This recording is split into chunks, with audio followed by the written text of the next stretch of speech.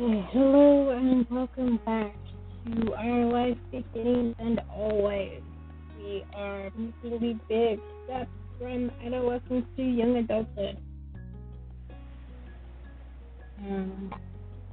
Yeah, I almost didn't stream today, but I'm like, let's go ahead and do it.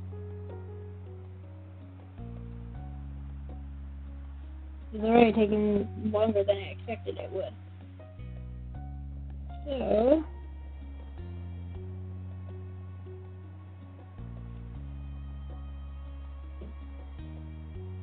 here we go. As you can see, all the moments have been played. So now and then, the summer ended. Move on to the next step? Yes.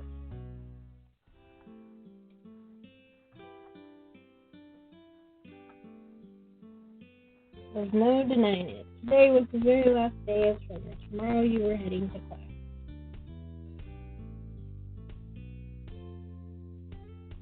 And I forgot to grab my dice again.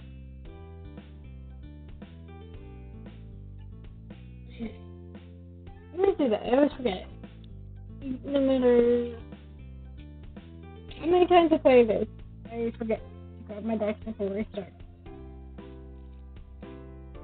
Spring, please work with me. It's not even summer, it's winter. It was rainy and cold yesterday, and now it's hot and sunny today. Isn't that wild? So, 1, 2, 3, 4. There were aspects of going to school being missed, and others you would happily live without. If only you could pick and mix between bits of the summer and school. Sounds good to me. You got dressed, not envisaging the day before you, but contemplating what lay ahead of you tomorrow. Life was going to be different. You had come to think of the summer vacation as the norm. The school sucked up the majority of the year, whereas the summer vacation was just a respite in the middle. Yeah, basically. So rather than it being different, it was time for a return to the normal. What does your normal life really mean? What is normal? You considered how fondly your moms talked about their summer vacations as kids. You dimly recognized that one year the pattern of school and summer itself would be over for good. It was hard to imagine.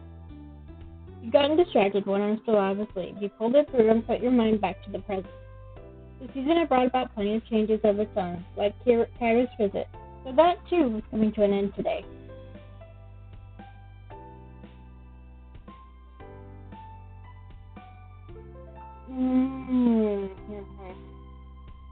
One, 2, 3, 4. You have to picking that middle option.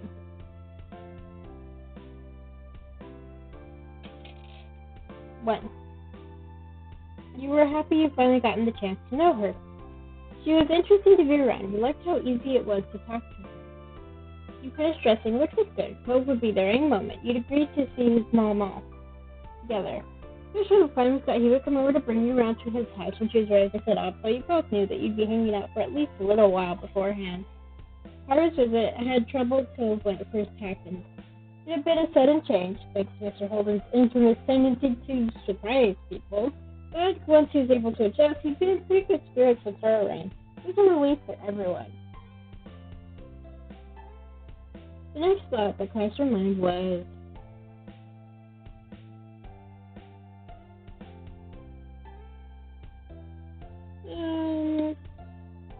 this one. You bounded down the stairs, your hand gliding over the rails. You wanted to make sure you got there first. If you didn't hurry, your moms might answer it. It was only a few minutes later when the doorbell rang. As you'd chosen to stand beside it to wait for Cove, there was no delay in pulling it open. If someone picks up the phone really quick when my dad calls, he asked if you were hatching it, i.e. sitting on it. Cove was there, just as you'd expected. He knew. He flashed you a bright grin. Hey. Hey, Jules. Hey, Cove, come on in. As you stepped aside, you beckoned for him to follow you upstairs. Back up in your room, you sat down on your bed and waited for Cove to settle in, as you knew he would. With other guests, you might have offered them a seat, but you and Cove were long past those tentative stages of friendship. Your room was as familiar to him as his own. You watched Cove sit down in your desk chair, his preferred spot.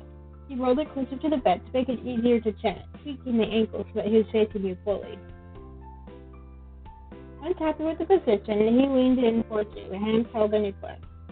His actions were influenced of someone who planned on moving from the spot anytime soon, even though you had an appointment to keep together that day.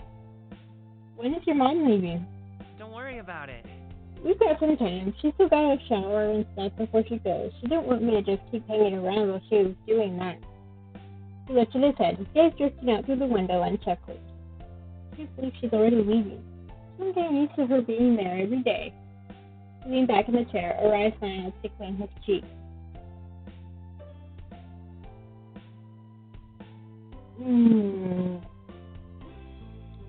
One, two, three, four.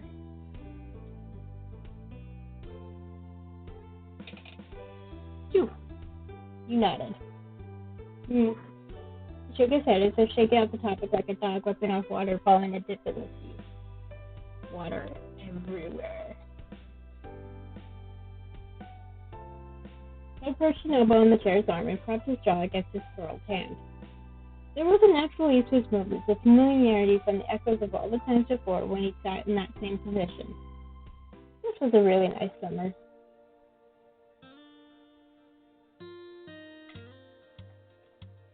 Totally. Cove still nestled closely in your chair, smiled at your response. How are your fish doing? Really good. Things to the tank are stable and everybody looks healthy. That was nice to hear. You'd learned from Cove how hard it was to maintain an aquarium. Josh has been busy. He's starting between the plants and out again when I left by, like a game of peekaboo. Or hide and seek. Yeah. So Riley glanced out the window. He gave a resigned sigh. It's gonna be harder to surf. You know, with school, it's getting colder out. I don't want to get rusty.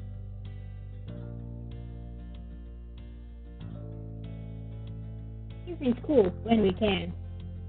Too bad we can't make the most of the waves, but there's other fun stuff to do. Gave a light look at your sponge. It won't be long until we get our grade for that summer work we did. Those bangs fluttered as he half sinking in the chair. I'm not looking forward to that. We'll just have to see what mine are like. Cove looked at you, eyes bright. Things will work out. I know it. Do you think we'll see Miranda around school this year? Or at least she could be in one of our classes again. 1, 2, 3, 4. 4.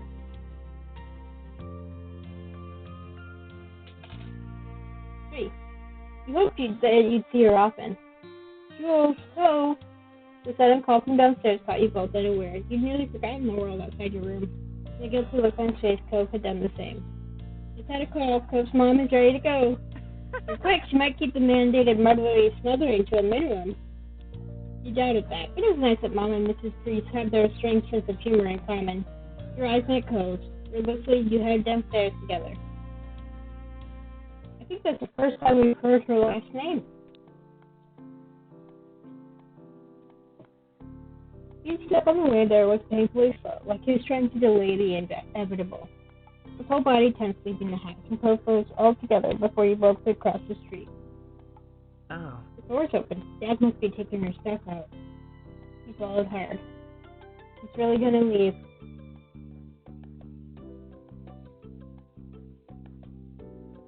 I think this isn't the most important one. This isn't the last time you'll ever see her. I know. But I got used to having her here. Yeah. It's hard to think of a world where you didn't have both of your moms living at home with you. You couldn't even imagine how hurt Cove must have been feeling knowing his mom was leaving. You thought he saw his bottom lip quiver just before he turned his head away from you. You don't have to head over if you don't want to. No, it'll be worse if I miss her leaving. Okay. The thoughts and the conflict roaring on his face eased a bit. Together you went across the street and inside his house, finding his parents in the living room surrounded by his mom's packaging. Hey kids. Good timing. I just called the taxi. Hi. And hi, Jules. So glad I get to see you today. It was a fabulous getting to know you this summer. I Finally got to put a face to the name I've heard so many times. She winked and Cove pounded on cue over the teasing.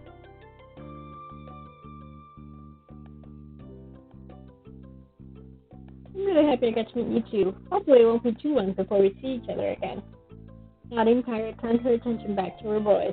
She patted Cliff on the arm with a warm smile, and then she enveloped Cove in a crushing hug. Initially, Cove squirmed to break free from her grip, but his mom was unfazed and kept him locked in place. Heartbeats later, he gave in and hugged her back tightly. Mom! I'm so glad. And I'm so happy this trip was a success. Cliff looked like he was bursting with pride. And then Cove stiffened. Kyra loosened her hold on him enough to steady his face, concerned. She spoke her next words in a whisper that had been meant just for her son. What do you think? You want to unshelve it? Raising his eyebrow, Cliff watched him carefully. His smile began to falter. What's wrong? Cove gave him a gaze to the floor. He looked like he was grappling with where to begin. Then Cliff smacked a hand to his own cheek. The noise caught everyone's attention. His eyes were wide, and you could clearly see the light bulb moment he was experiencing on his face. It shouldn't have been a surprise. I went behind your back again. Yeah. And it only took me until the very last moment to realize it. After his arms, Cliff laughed at himself. You could tell it was out of frustration and disbelief rather than the usual good-natured feelings.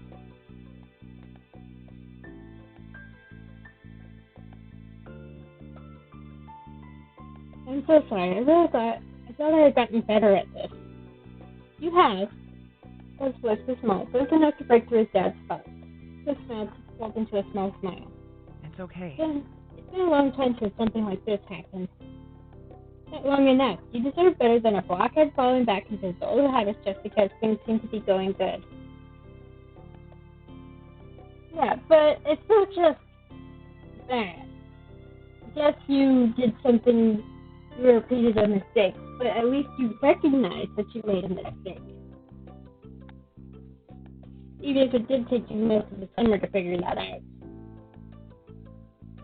I'm trying. It won't keep happening. I promise. I'll work on it. We all can work on it. I can try harder myself to be in the loop on what's actually happening over here. A happy smile quickly spread across Cove's face, and he answered delicately, Okay. He felt relieved seeing how much the whole family had grown together since you first met them. They could talk to each other more easily. After that, it wasn't long before the taxi arrived, rolling up in front of the house and a clear view of the open door. Kyra stood up, smiling sadly. Well, that's my right. Yeah. Match reply got a chuckle out of Kyra as we all filed out of the house. Father and son went with Kyra's bags in hand. Once outside, you spotted your family waiting by the street, and to your surprise, Derek was also with them. He stood uncomfortably and he waved as soon as you noticed him. What's up? Hey, Jules. Hey, Cove. When did you get here? My dad dropped me off just a little bit ago.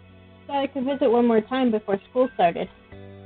Sorry. You picked a busy time. Sorry. Derek couldn't even look at Cove. Nervously kept rolling a pebble with the bottom of his shoe. Sorry. I wasn't even thinking that your mom would be leaving today. I'm sorry, dude. What? You're not interrupting anything. You're always welcome here. It would have been sad if I didn't get to say goodbye before leaving. I think so, too. It was apparent Derek would have preferred to have gotten there at a more opportune moment. Never liked seeming impolite, but there were reassuring words to his worries. That's good. That's good. Forgot to close a window on my computer.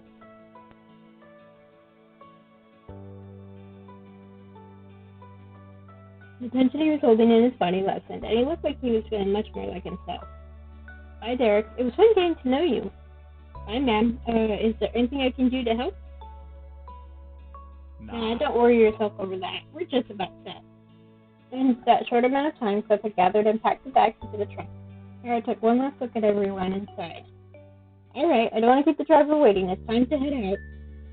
The little crowd that had formed around started their chorus of farewells and well wishes traveling, but Kyra still made no move to get into the taxi. She placed her attention on Cove.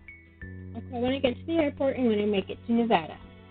Also, you better call the moment you walk in the door at home, otherwise we'll be wondering all night if you got into trouble on the way there. Can do. I can do that. So, they live in California and she lives in Nevada. That's not that far.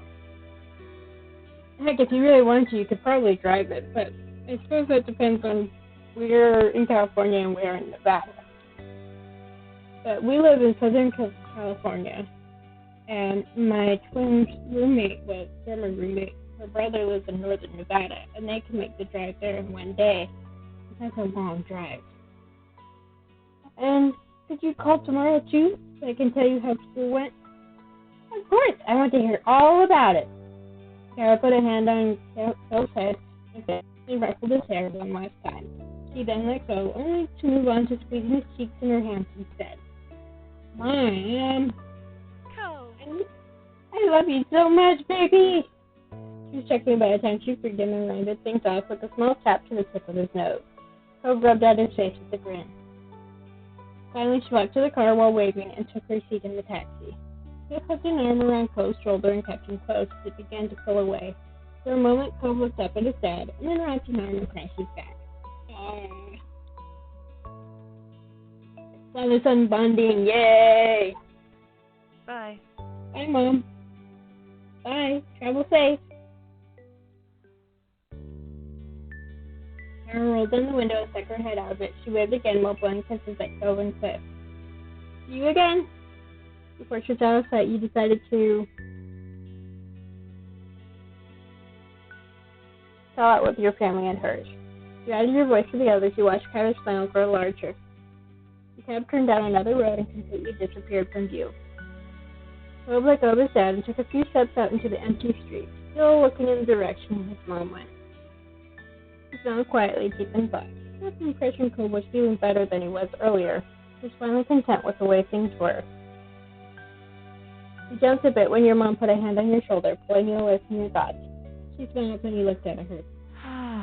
This was a great vacation, huh?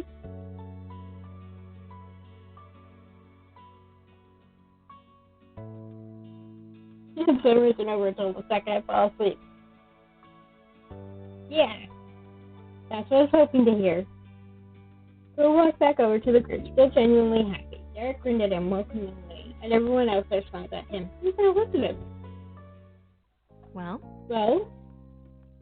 Ma clapped their hands together, bringing everyone's attention back to the present. It's almost lunchtime. I think I'll put something special together.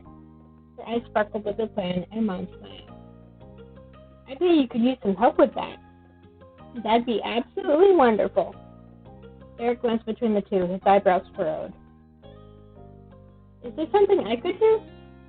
Your mom's exchanged a fond expression. Ma shook her head. That's very sweet, Derek, but it's all right. It's not your job. Technically, your dad left you under Cliff's watch. You're meant to be taken care of by him, not doing chores for the neighbors. Mom laughed a little over her own joke. She watched Derek look away, discouraged. It's okay. I don't mind. He was a little bashful about it. He wondered if Mom's joke had just reminded him that he wasn't initially meant to be invited to lunch. Kind of a little awkward.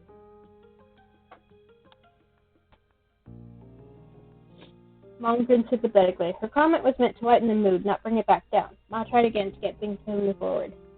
Why don't you kids go have fun? You all can come back in about an hour. We'll make enough for everyone. Mom nodded in agreement. Sounds good. Another stunning idea, Ronnie. Thanks. Thank you. Yeah, thank you. That sounds like a plan then. I don't want to cramp your style. I've got some stuff to work on so I could be out of your hair this afternoon. You should come by later too. No reason you should be the odd man out.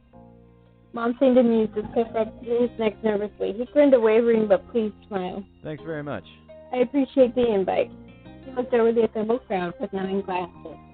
I can help too. With as many people as you're feeding, that's going to be a lot of food. Didn't you hear what we told Derek? It wouldn't be fair to make you cook when we're the ones who are inviting you in.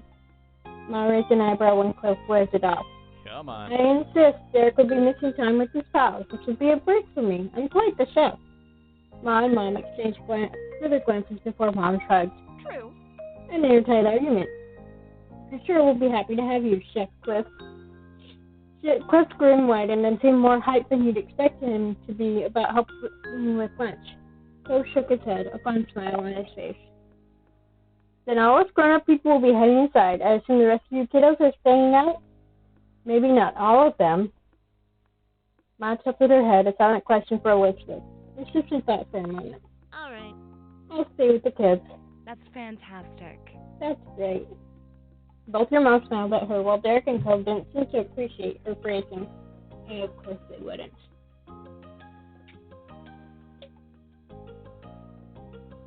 But with the plan decided, all three parents waved and headed for your house. It was just you teenagers now. Elizabeth looked at you and the others, curious expression on her face. So, what now? You certainly wondered if Elizabeth only stayed out with you to avoid getting roped into work. Then again, she could just genuinely want to hang out. You couldn't tell with your sister. Rose spoke up after no one else did to answer Elizabeth's question. Want to go down to the shopping street? It's been a while, and I don't think there's a lot of other things we could agree on. Yeah, sure. Awesome. Sounds awesome to me. Unlike you guys, I haven't been there 1,001 times. It's new to me. Let's do it. Or, okay. 1, 2, 3, 4. How enthusiastic are we going to be? Very. Let's do it. I rolled a 1. Pardon me. You strolled across the road as a group down to the beach and then to the left. It took less than 15 minutes to arrive. One of the conveniences of Sunset Bird. The four of you looked around at the familiar shops, trying to see if anything caught your attention this time. Now, where I live, it's not a 15-minute walk to get to wherever the shops are. Eric was most enthusiastic. He checked out every shelf with his eyes wide with wonder. Elizabeth and Cove were in good spirits as well. Yeah, if I wanted to get to the shops without driving, I would ride a bike. But I have my license, so why would I go somewhere without driving? That's so cool! He ran over to a street magician who was currently doing a card trick for a group of enchanted tourists. Derek clamped when the magician showed a middle-aged man his card. Derek turned back to the group with a curious gleam on his face. What does it take to perform here anyway? Do you have to ask somebody, or do you just show up and start doing stuff? Who would you even ask? It's a public street. Hey, Ms. Mayor, can I pull a rabbit out of my hat? Please, let's see, as well behaved, I promise. Derek chuckled, his eyes searching up and down the scene. Knowing California, you probably need to have permission to set up and perform, but I don't know when this is supposed to take place. Obviously, cell phones are still relatively new, so late 90s, late 1990s, maybe even mid. Maybe there's a plaza to the shopping street. No one does any of this around my neighborhood. Just regular stores behind walls. Yeah, I know that you need to get permission to even build shops and locations in cities. And that there's zoning laws or something.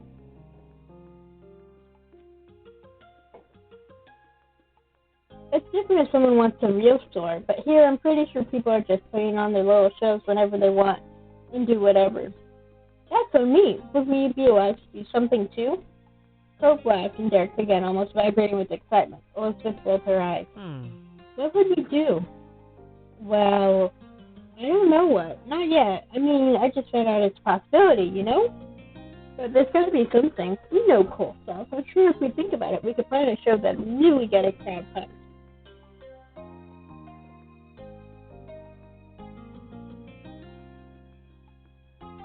Oh boy. I suppose we could try this idea on its own. I wonder if we could do some soccer tricks.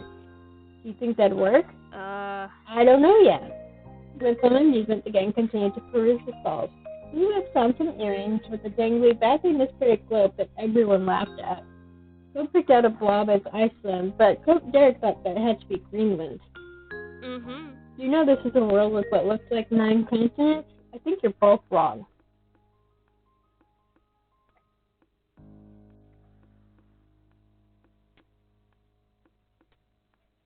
One, 2, 3, 4,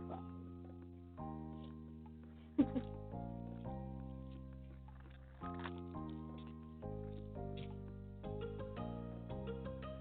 7, 8, 10, 4, 0.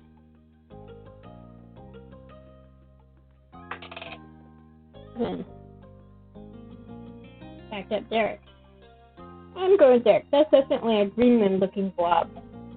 Well, the question is, which one's Greenland, which one's Iceland? Thanks. Oh, thanks, Jules. Billy Cope rose. She stared at him and then tried to see what caught his attention. When he saw a familiar face anyway, it all made sense. Between the crowds, his bright hair stood out like a neon green bowl in a kitchen sink. It was Jeremy. Jeremy slowly directed his eyes down the street, and his eyes widened in mutual recognition. He definitely noticed you. Derek frowned and Cove tensed up. He couldn't help but remember the last time he'd seen Jeremy at Miranda's birthday party. No wonder Cove was already defensive.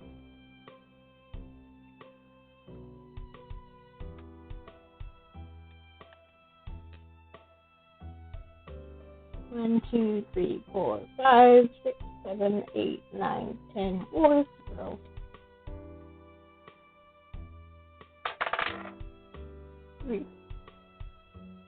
You waved at Jeremy. He did not wave back. Of course he didn't. Elizabeth raised an eyebrow. Her gaze looked over Jeremy without a hint of a clue. Jeremy simply scoffed himself and waded deeper into the crowd of people. Derek relaxed and exhaled loudly. I'm glad he's not going to start anything. Peeked over at Elizabeth with a tiny smirk. See, that was the mean kid. What? Huh? She still didn't get it. The first summer day hadn't made nearly as much of an impression on her as it did for Derek, but he smiled and waved it off. Just forget about him. I already have.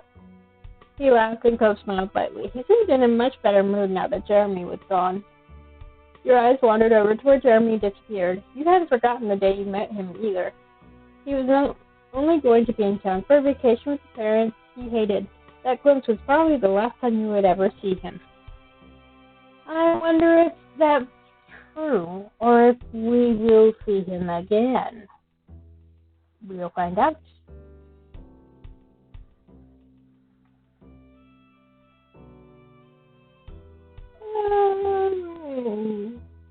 We'll keep it to ourselves. Elizabeth snapped her fingers in front of her face. Apparently you had spaced out. Cove and Derek were already at the next stop. Come on, unless you want to get lost here. You nodded and caught up with the others. Cove raised an eyebrow. What were you thinking about? Nothing. Gave you a searching look, but let it drop when Derek yelled at you to go and check something out. Jeremy was unlike anyone you had ever met before. Kind of pitiful. You and the group moved on from the stall from Jeremy. It didn't take long for everyone to return to the joking. Tom enjoyed what little time he had left, as Elizabeth mentioned the hour was almost up. The little trip had flown by, and lunch must have been waiting for you now. Derek bounced on the balls of his feet. Okay. Come on, guys. Let's get going so we can eat. I'm starving. I already had lunch. My sibling bought lunch for everybody, but I had to pick it up.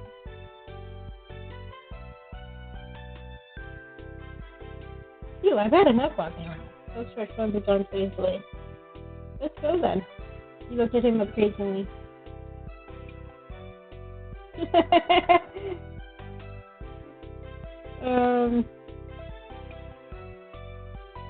1, 2, 3, 4.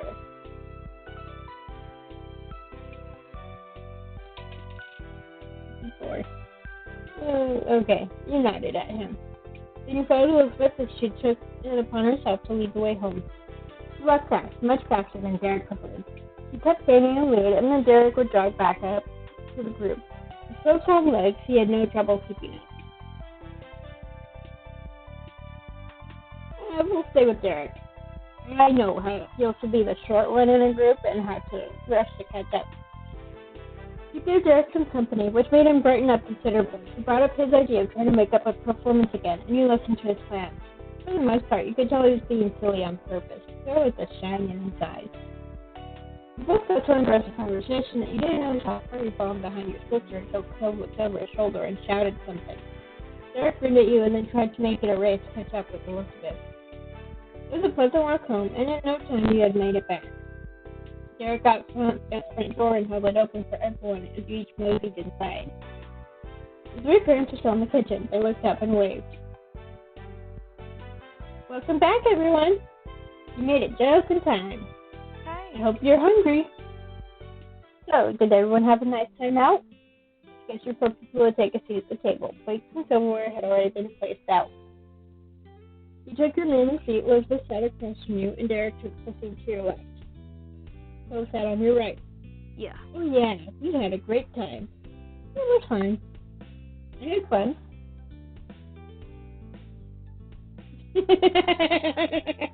The big head went off without a hitch. um, okay. What? 1, 2, 3, 4, 5, 6.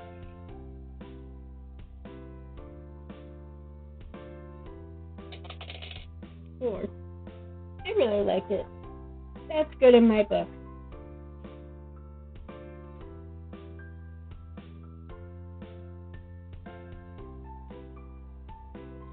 As when Mr. Holden sat down to seat across from the oak, he smiled at you and all the other kids. One set down a platter full of water glasses on the table. She looked at the gathering. It's a good thing there's 8 chairs. I can remember the last time we got a big group that had a group this big over for a meal. Yeah, my family, we have 6 chairs at our. We can squeeze in 8. It's really nice too. Can you pass the drinks down to the other side? Make sure you all get one. Sure. Those close to the cups obliged and started offering waters around. As everything got set up, Mama chided Elizabeth to take her elbows off the table. No. And you shouldn't slouch. But it's Mr. Holden, who was leaning forward with both arms on the table. Mr. Holden seemed unsure about all of the sudden attention and carefully rearranged his posture to something suitable for a fancy dinner. He smiled sheepishly at Ma. Elizabeth rolled her eyes and Ma gave a level look at her. You shouldn't be impolite to the guests in the house, either. Elizabeth groaned and long-suffering. Elizabeth groaned long and long-suffering. Ma giggled and Mr. Holden chuckled. Not bad. A lot of you could learn a thing or two from Derek. He's got the best manners here. Derek flushed, but it was true. His posture was upright and formal. He even held his fork gracefully. Table manners on top of all his attempts to aid your parents made him the model of a meal attendee behavior. Aw. It's nothing. It's true, though. You have been a lovely guest. I noticed that, too. It's always nice when you stay over, Derek. Derek smiled and sat a little taller in his chair. Do you have anything good to say about our other guests? He looked deliberately at Cove with a teasing smirk. Or is there just nothing to say? Well, Cove is my number 1, but he does still clean his hands by wiping them on his pants. Cove frowned at that and absent-mindedly brushed his hands on his pant legs. Your mom laughed lightly. There. Elizabeth, you should know, after all these years, Cove is hardly a guest anymore. Cove smiled awkwardly. Thanks.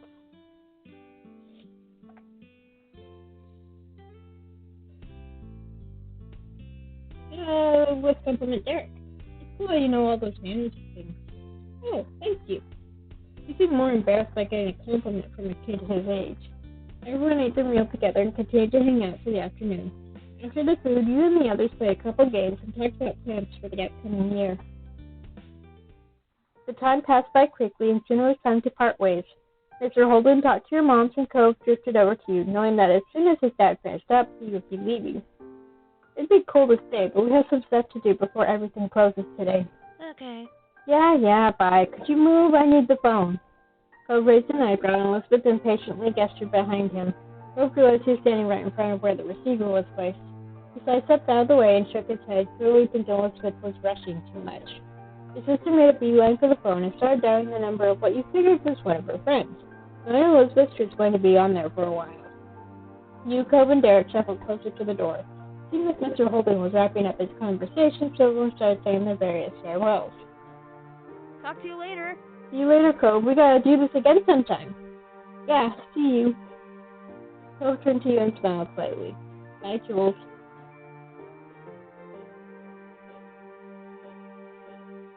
We'll tag him. You stepped forward and spread your arms wide. Cove only had a moment to react before you encircled him in your arms. Cove held you back tightly, and his chest rumbled as he laughed. Seriously, dude, we'll have to hang out later. I'm gonna miss you during school. Offered Cove a high five, and the two boys clapped their hands together. Cove and his dad left soon after that. Your parents started cleaning up the house, and Elizabeth was still chatting to her friends on the phone. It was just you and Derek left. He elected to stay outside in front of the house to wait for his dad to pick him up. He decided to keep your guest company. He was originally Cove's visitor. The light summer breeze blew through your hair, and Derek shifted his weight from foot to foot. Thanks for waiting with me. He kicked at the ground distractedly. Well, That's still going to be a while, so do you want to go for a walk? Sure, I don't mind. The two of you walked down the street again, just wandered without a destination plan. It was a quiet stroll, too quiet for Derek being company. You turned to him when you had noticed that he wasn't saying a word. That was unusual. Derek always had something he could chat about. You weren't sure if you should ask about it. Somehow you ended up at the old park near the beach. You glanced over to Derek once more, still expecting him to say something any second now. However, nothing came from him. In fact, no, you noticed a frown creeping on his face. Derek smiled when he realized you were watching. At least his mouth was turned up. There wasn't anything that really felt happy in the expression. He turned away and the smile fell off his face. His eyes stared intently at the ground, and you raised an eyebrow. What's going on? I'm a little sad. It's just with school starting back up again, it's going to be harder to visit. I'm going to have homework and clubs and practices and everything else. It really sucks to go to different schools. His face screwed up and his fists were closed tightly together. This was really concerning him. What if we don't have time?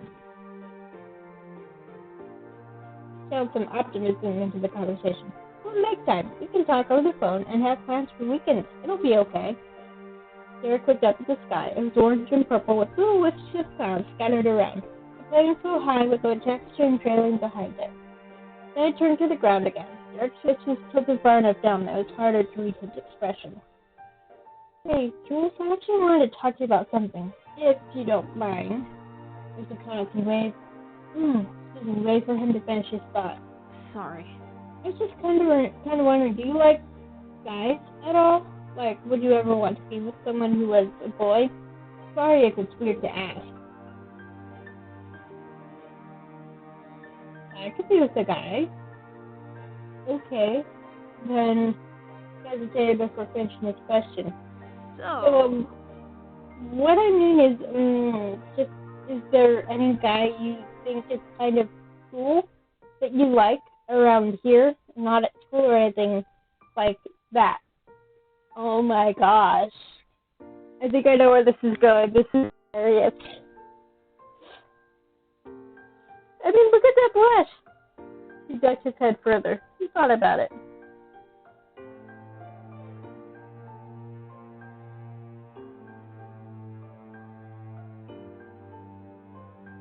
There are a lot of guys I think are cool. oh, Derek shrugged and then started to mumble and wonder. Maybe you don't get what I'm trying to ask. I get it. So Derek pulled himself together. Somewhat meekly, he looked at you while he tried to project confidence. His posture was too tight for you to believe it. He was nervous. alright. You know, thinking ahead and everything is important. You gotta get yourself a game plan and all that. It's good to make plans, especially backup plans. He babbled, all full of energy and forced gusto. So anyways, I heard about this thing where people make pacts with their good friends that they don't find anyone else, then they get together. Like to get married and stuff. So I was thinking, since it's good to have plans, it might be cool if we did something like that. His eyes widened and he started to make frantic hand gestures. Just, then we never have to worry about the future of finding someone. We can set it like a whole decade in the future, forever from now. We'd have graduated high school and probably college too. We'd have jobs and be really grown-ups. I mean, we'd probably have our own places and maybe our own pets, and student loans, and cars. Derek babbled on for a while more. It was as if all the words he held in silence during your walk had burst out now, all at once. So, yeah, what do you think?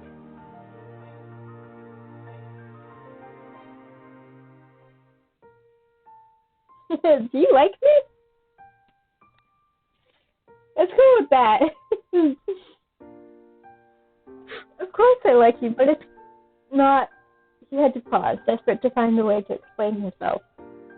Well, you don't have to think about that kind of thing right now. It's better to worry about all that later when we're grown up. That's why it's a good idea to have a friend, you know? And well, honestly, I think you and me would work out the best for that. So...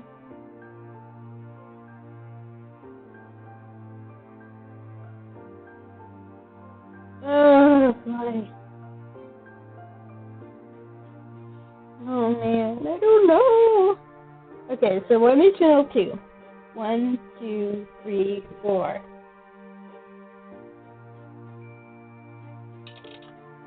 One. I wouldn't mind ending up with you. Really? Oh, same here. This almost sounds like my dad proposing to my mom. He didn't really propose, and didn't really say yes, but now they got married and had me and my siblings. Derek brightened significantly and started to bounce excitedly on the balls of his feet. Okay. Let's do it! Held in his hand as if offering a handshake. Officially, he repeated the terms of the deal. If in 10 years I, Derek Suarez, am still single, and if in 10 years you, Joel Tuck, are still single, we both agree that the two of us will get together. Took his hand and shook it firmly as Derek beamed. Thank you. Thanks. I feel better about the future already. I guess it's working out. He laughed and scratched the back of his head. You could tell he was giddy about this. You felt happy, too. We didn't spend much longer at the park after that. Derek didn't want to miss his dad, so you both made your way back up to your street. Derek's steps forward seemed lighter than before. I'm sorry, I keep thinking about my best friend's wedding, which I half-watched, like my roommate was watching it, and my computer was in the room, so yeah. But I didn't actually watch it.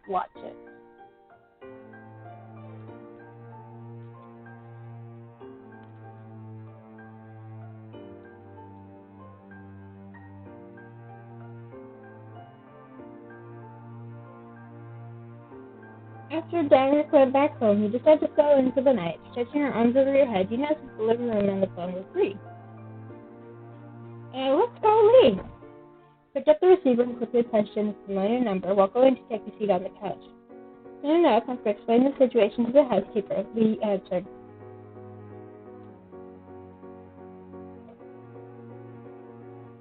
Hey! Hey, Lee, can you talk? Definitely. We practically have to. My gosh, can you believe it's almost time for school to start? What happened to our summer? School starts first thing tomorrow for me. Bill. And I thought our next week was bad enough. Enjoy your last week. Oh, I will. I hope you'll survive your first day. I think it'll be okay. School isn't too bad. That's true. Maybe it'll end up being a really good year. And at least summer was nice while it lasted, right? You were busy. Yeah. Finally, thought about all the best memories he made this summer. Lee was there for some, but there were still many who hadn't filled her in on yet.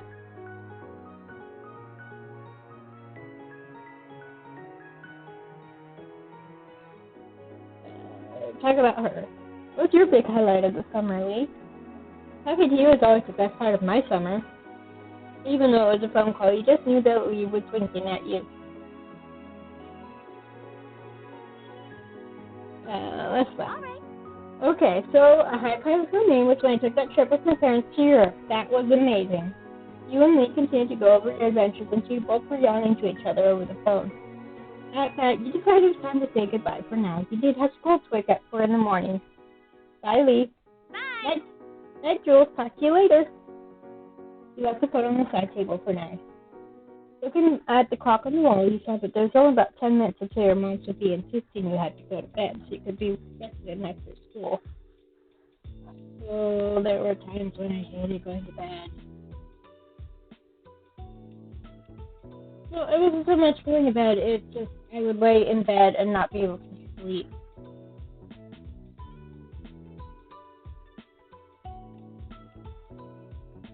You stretched your legs out on the couch and sighed into feet, watching the minute hand change 1 minute closer to bedtime. You rearranged yourself, feeling restless, and looked out the window. Startled initially, you spied a figure out in the hills. It was Cove. When it's frustrated, you realized it really wasn't that much of a shock at all. It was exactly something Cove would do. When God said to me, going casually, you went over to the front door. When you arrived, you noticed how many fireflies were out that night. They drifted along lazily, barely minding your presence as you waited for you to reach the top of the hill. Cove turned towards you as you approached, and you noticed right away that Cove looked happy to see you. Hey! You had a bounce on your steps. I'm not sure how long you'd get before your mom roped you back inside your bed. Hey, what are you doing out here? Nothing.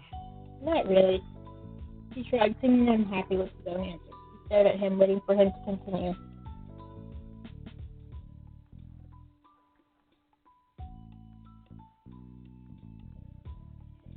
Well, I guess I'm feeling kind of weird about stuff, so I'm going to get some fresh air before bed.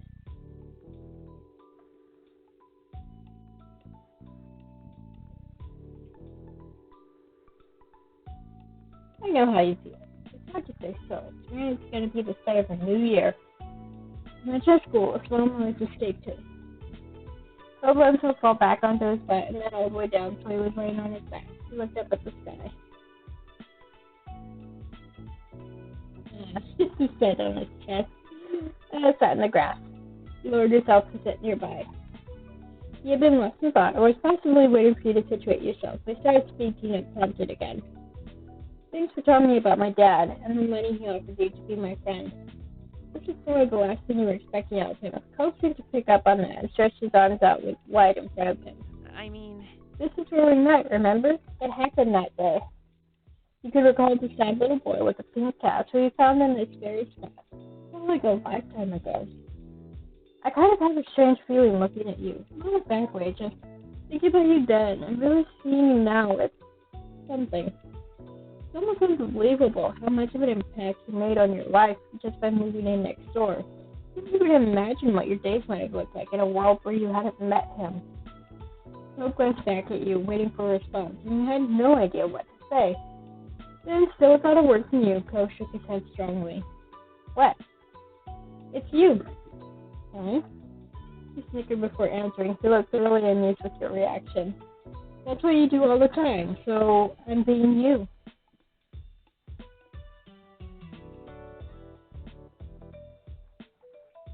Wait a minute. What am I missing?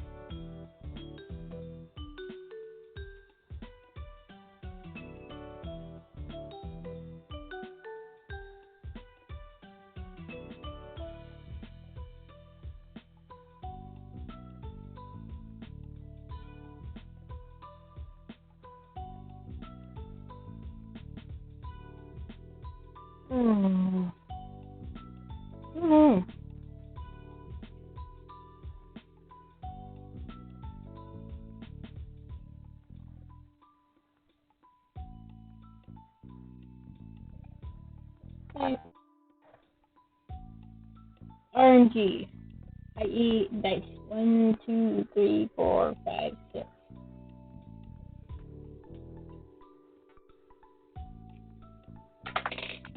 One. You do that all the time too. Do I? Yeah. I couldn't help but grin at that. Honestly, there aren't many people you could think of who would tease you about something like that. But during this moment, you realized there was no denying that you two had been around each other for a long time. So it broke the quiet before it could fully settle. See you tomorrow. I'll see you tomorrow. Yeah, see you then.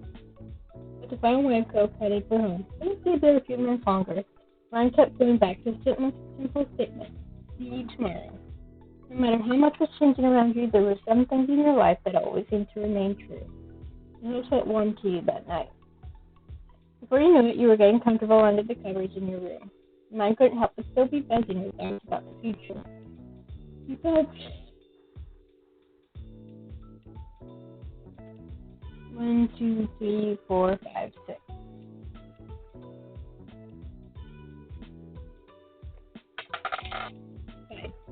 Nervous. Every bit of your gut felt like it was being turned into a pretzel. A new chapter of your life was about to begin. You were worried what new changes were waiting for you.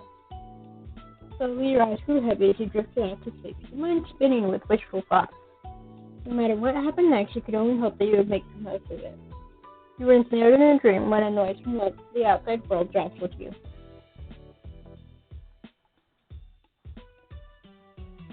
The light clatter continued. Now that you were more alert, you could distinguish it as a tapping sound. Quiet, slow, but persistent. Each beat was like being poked. You couldn't ignore it. You lifted your head from the pillow and looked for the source. Not much work was needed to puzzle it out. It was from the window. With that, you knew exactly what it was. From the colorful light filtered into your room, it was too early for anyone to be awake, including the sun. It had barely hauled itself over the horizon. But that didn't stop some people, it seemed. Sat up in bed and opened the window wide. Cool air, not yet warmed by the day, tickled your face as it pushed into your room. And just as you'd expected, there was your neighbor crouching on your windowsill. He was fully dressed, but not for school. He was wearing a wetsuit and a fun smile. Hi, Jules. You stared back, blinking. So technically we won't be back to school for a few more hours. Voice was a delicate yet deliberate, each word a careful explanation. Classes haven't actually started yet, so do you want to hit the beach with me one more time this summer?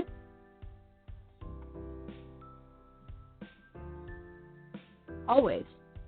The smile widened affectionately. The rushed to get changed into something suitable while Cove climbed back down to the ground level. Your limbs, still half asleep, struggled somewhat as you attempted to coordinate them into a swimsuit, but you got there in the end. Soon you were tiptoeing out of your front door, clutching a towel. Cove was already there to greet you.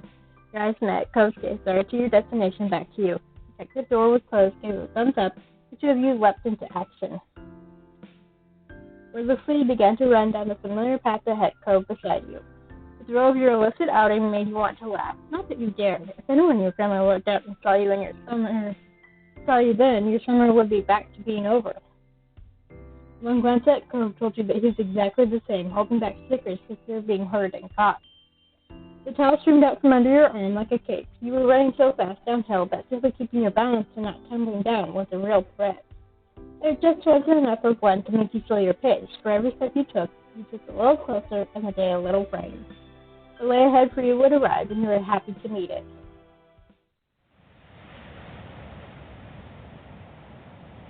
Ta-da! Okay.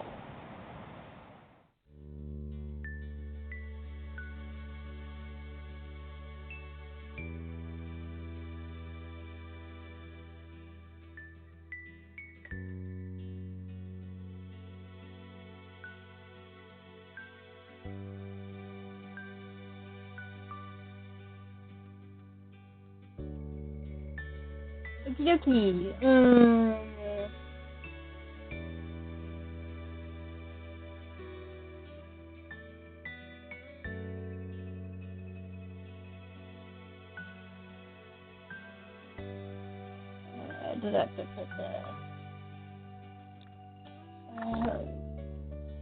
Let's stick with say them.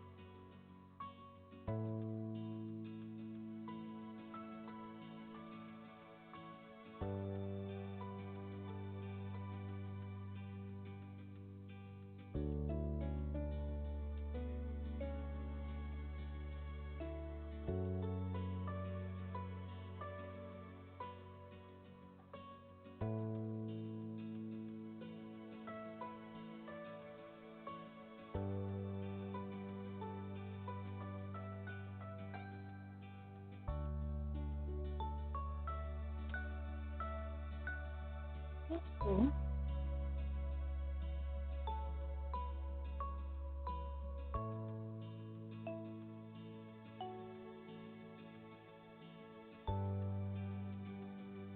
Okay. Done.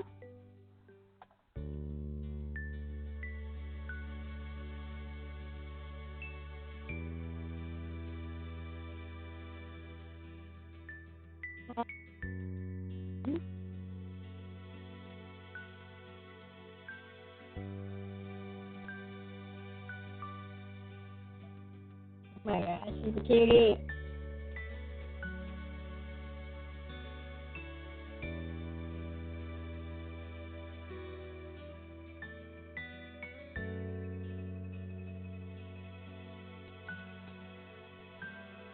It's really endearing.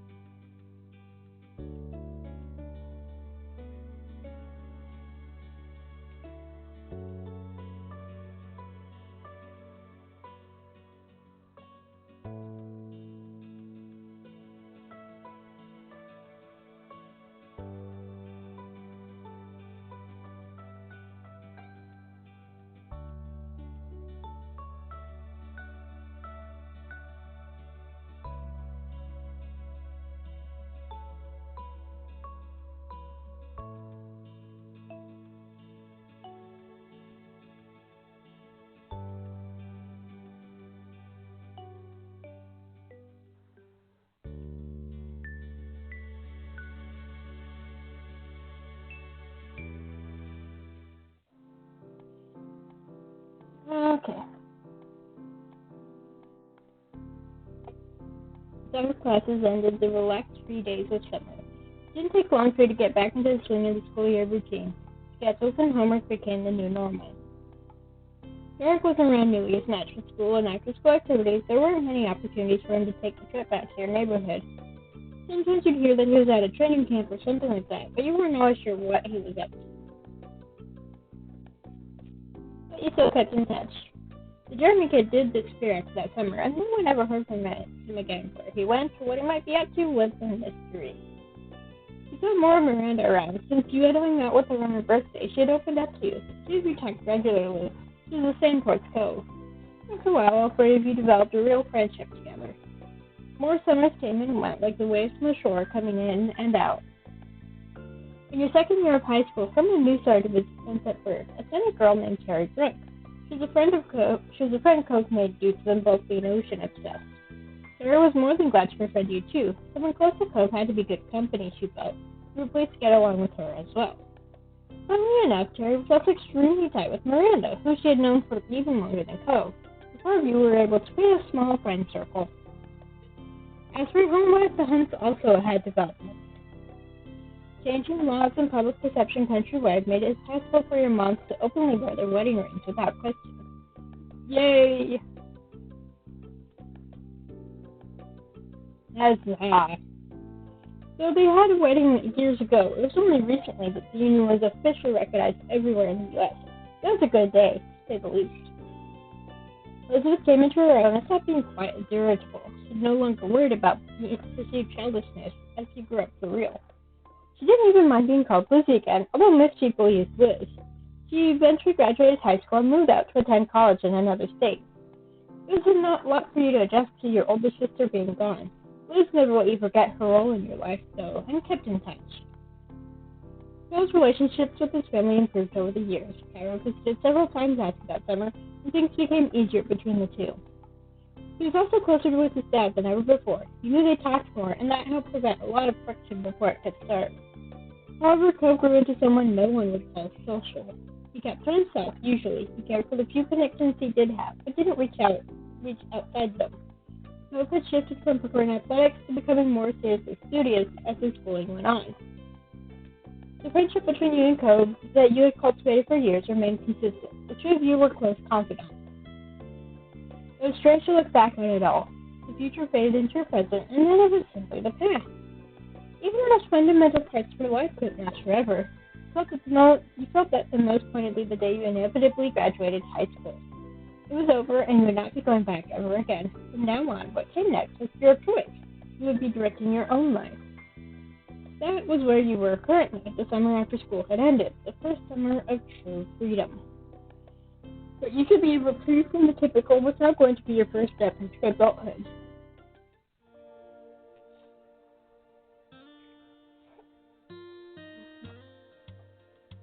One fine summer morning, you two would have become a very special scene. The whole family had one meal together. Oh, look at those changes.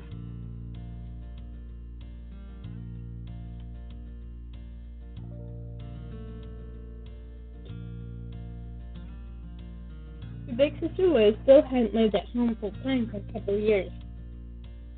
But she arrived last week to spend the season here since it was an off semester for her. She wanted to make sure she was in time because you had now also graduated high school, so who knew how mature this moment would become in the future. She watched on as Liz laughed good-naturedly over a comment Mom made her Elizabeth-only mindset. It had only been a phase. Nearly any nickname was welcomed at this point in her life. Strangely, even though she'd moved away, you slightly felt closer to her than you had in a long time. You always scooped up more of your breakfast and chewed absent-mindedly.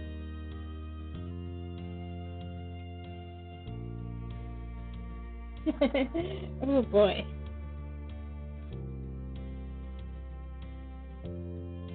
My twin sister's a pescatarian. She had, I think she still eats chicken. I can't remember. But I know, she generally doesn't eat red meat, which is no pork or beef. I can't do that.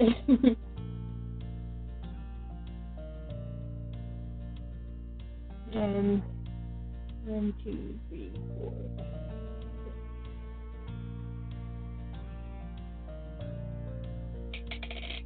1. You're a vegetarian.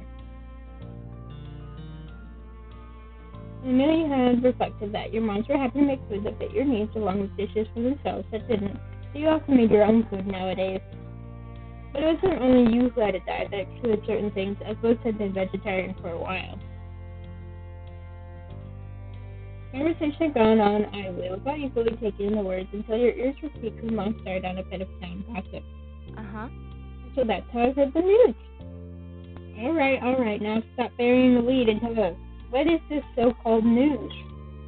Mom giggled, but she cast a look across the table, satisfied that she had everyone's attention. Well, it turns out that Donald will be renting out the condo up the street as per time set for tradition. His first time was nearly 2 decades. A chorus of gasps and shocked expressions were had all around. After the initial shock, your eyebrows pinched. Mom may consider them by name, but you and Liz always viewed them exclusively as the mean old couple who would yell at anyone under 25 who crossed their paths. Your mom continued on with the story, spreading strawberry jam over a piece of toast as she did so. They decided not to take big trips anymore. Friends and family will be visiting them at their home. That's nice for them then. Have a good summer leaving grandparents with no grandkids away from us.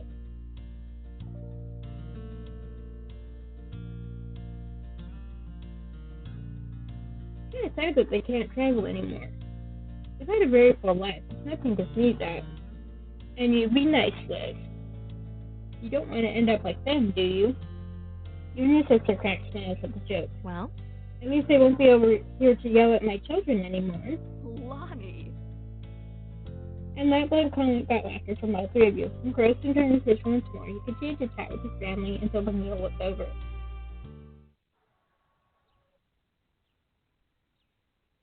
Step 3. Third time's charm.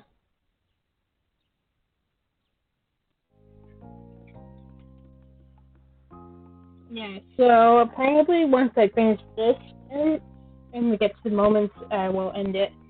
And for the record, I forgot to say this earlier, you can buy the base game itself on itch and Steam for well, on itch it's for free. I don't know if that's pay on Steam.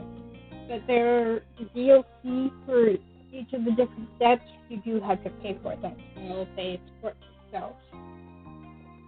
And I will have a link in the description on YouTube for both itch and Steam, depending on which platform you prefer. When I get to the Step 3 DLC, I will include a link to that, but I probably won't for a couple weeks, or a couple videos, depending on where you're watching this. As it went, once the food was eaten, the cleanup had to be done. Liz took the role of washing the dishes and passed them to you for drying and putting away. You had a set of cups in front of you that need to go on the top shelf of the cabinet.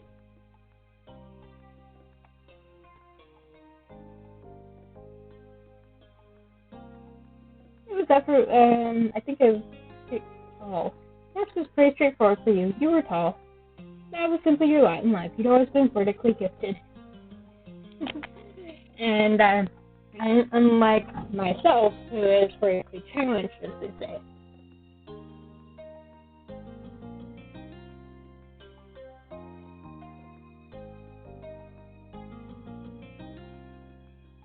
I didn't think about it much. You used to completely dislike your height, and so in some ways this was an improvement. This shook you out of your internal musings by starting up an impromptu conversation. She seemed to be voicing the thoughts that had been buzzing around in her own head. I have to say, going back to another semester this fall was pretty intimidating. You'd think after the first year or two I'd have a handle on things, but no. Still glanced at her, still placing cups in the proper place. I guess it's only fair. My first round was pretty general classes, and year one of my architecture major was the basics. Now it feels serious. I have to actually know some things. The laugh she gave was flippantly airy, but the way she scrubbed at the plates held more force than necessary.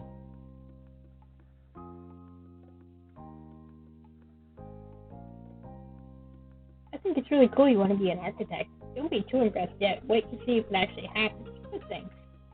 The older sister's mouth corked into a small smile. I'll be fine, one way or another. Oh.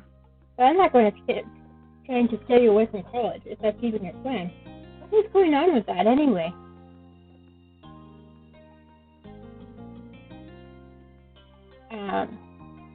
One, 2, 3, 4, 5, 6, 7, 8, 9, 10. 4, 0.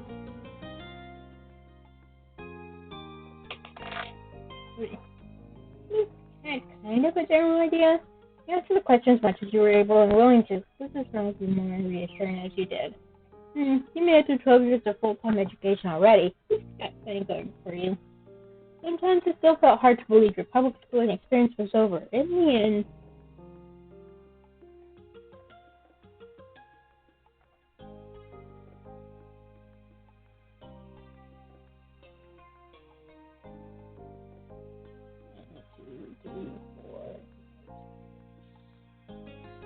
One, two, three, four, 5. 5. We're skipping that one. No, actually, let's not. 1, 2, 3, 4, 5, 6. Just because you did okay in middle school doesn't mean you do just as well in high school. 3. You had to work extremely hard, but were rewarded with great grades.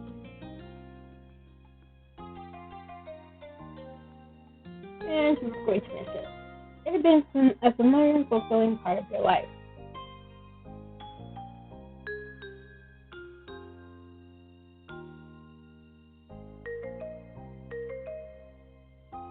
Liz picked up on the phone as her question ended up creating. She decided it was time to make a closing statement on the topic. You're a good kid.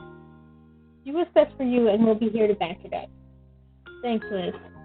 At that, Liz happily passed around as your wish. She waved a soapy-soaked hand as a farewell, and moved on to her next task for the job. You refocused on getting the last pieces put back where they belonged. You eventually moved on to a new chore, but that was interrupted by the sound of your cell phone. Yep.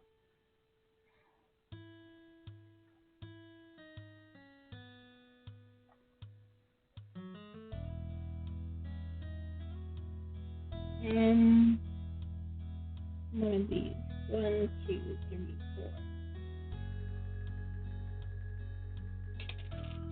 4. Set one of your most beloved phones as your ringtone. You casually picked it up from the table where you had placed it earlier. The phone was a couple years old at this point, having been a 16th birthday gift from your parents. You decided which model to get, but you got to pick the color. It was 1, 2, 3, 4.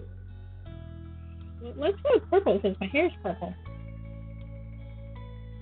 And it had a special charm attached to it, which was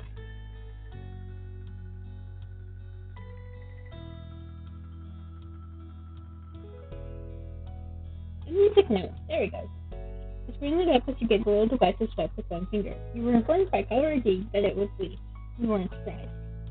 Despite having busier and busier lives and not living in the same town, you had a good relationship with your cousin of the same age. Especially once the miracle of the both of you having your own phones actually happened. She got hers first though.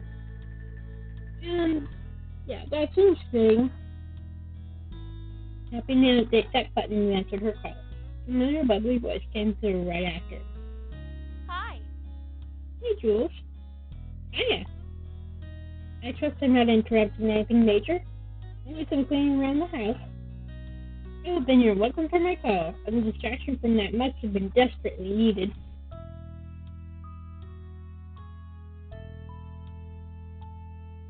Hey, I love doing chores.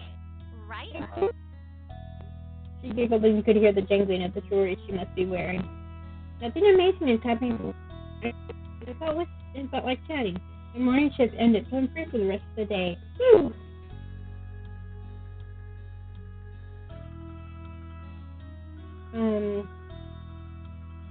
One, 2, 3, 4.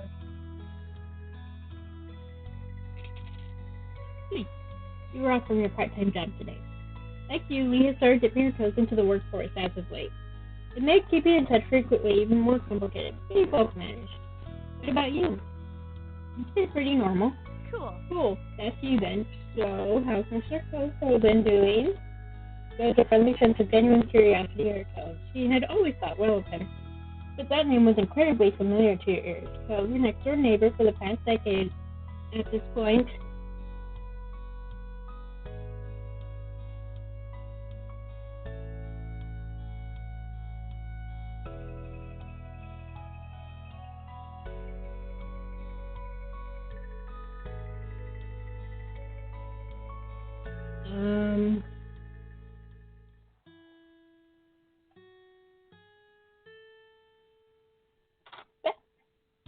Okay, not that first one. So 1, 2, 3, 4, 5, 6.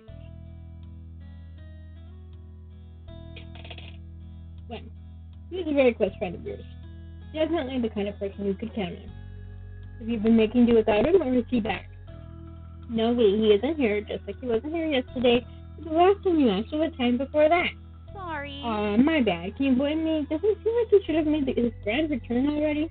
Let's go to visit soon, and we need to be there too. You can understand where Richard's coming from. This was certainly outside the norm. For the past couple months, and the last few weeks especially, Cove has been going to his mom's place in Nevada. The two of you still regularly stayed in contact over text and calls, but still, your mind began to drift back in time to all the prior trips he'd taken to visit her. Every year, he'd have to go away for a while, and then he'd be back.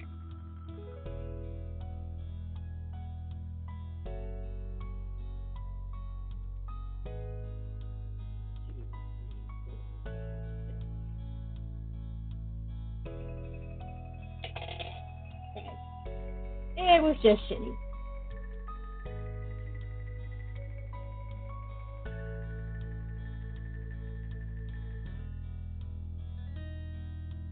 He gave me special treasures for Dick. Some were just to borrow, and others were for him to keep forever. He said he letters were there in return. I thought it wasn't a task, but lately he'd been trying to see her as much as he could before taking long trips to another state, and too impractical to do. His part-time work can become full-time soon, or he could be moving somewhere else for school. Cove hadn't actually been entirely clear what his plans were after graduation. Will was hesitant to speak on that, even with you. He wouldn't be away forever, though. You both knew that. Well? Maybe we should switch this up to a non-Cove-related topic? Sounds like a plan. The rest of the conversation rolled on. Not much longer, though, Lee had to go, and you needed to finish your responsibilities around the house. The both of you exchanged goodbyes, and you went back to what you'd been working on before the call came in. As you wrapped up the last of your chores, you were refreshed by Liz with a cheeky smile. I've got Mom's keys. Want to get out of this tiny town to do some shopping in a real city? That sounds great. Good. Good. I'm driving.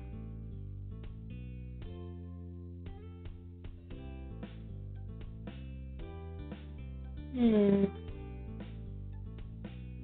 two, three, four.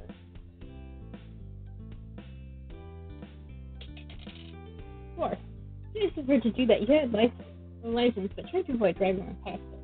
You'll get your wallet and anything else. We're going now.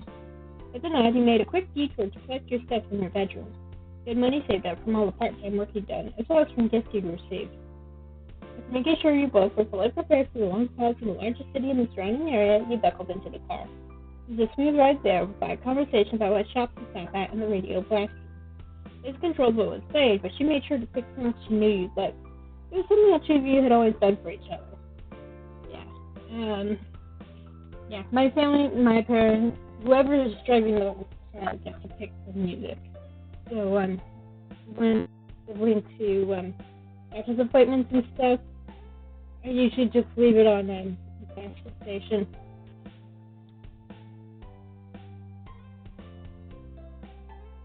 Although, if it's early in the morning, I turn it to something a little more loud to wake me up. The trip there breezed by, and it felt like no time you had gone from cruising down the road to 6th Street through the mall. Liz had her interest to check out New York. Yeah. When turning the corner down the new length of the mall, your eyes caught on a little gift store. Your friends and family had recently given you many presents for graduating high school.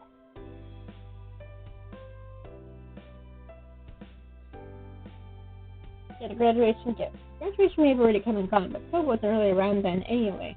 You'd keep an eye out for something good, but you might have something nice for him at home already. Eventually, the mall was explored and full, with every shop of note being checked over. Rather than going home, you decided to walk over to some smaller stores nearby. Liz had many bumps on that topic. So? Honestly, malls are not a bastion of society. Even smaller stores require extra distance to branch is so much more. Then your sister abruptly stopped speaking and walking right in the middle of the path. A good thing no one was behind her. She seemed to entirely shut off for a moment. Liz? The attempt to catch her attention was unsuccessful. Something else had all of her focus. Before you could puzzle out what might be happening, she began to mumble out of the corner of her mouth. She'll still draw attention, but look. What? The harsh whisper and a gentle jerk of her head, she urged you once more. Hey! Look! Followed her gaze as best you could to a large bunch of colorful teams strolling down the same path. Okay? You faced back over to your sister with a confused expression and an unspoken question. What were you supposed to be seeing there? Oh, doesn't one of them seem familiar?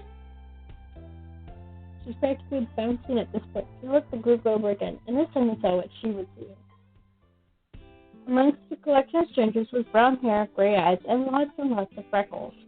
That's Shiloh! Our Shiloh! From when we were kids! Yep, that was definitely him. I can't believe it! His house was just there! That's hilarious! That's incredible! Oh, but how do we talk to him? We'd have to pull him away from all those other people, and what if I'm wrong? Your mouth opened to reply, but she counted up her own answer to the question.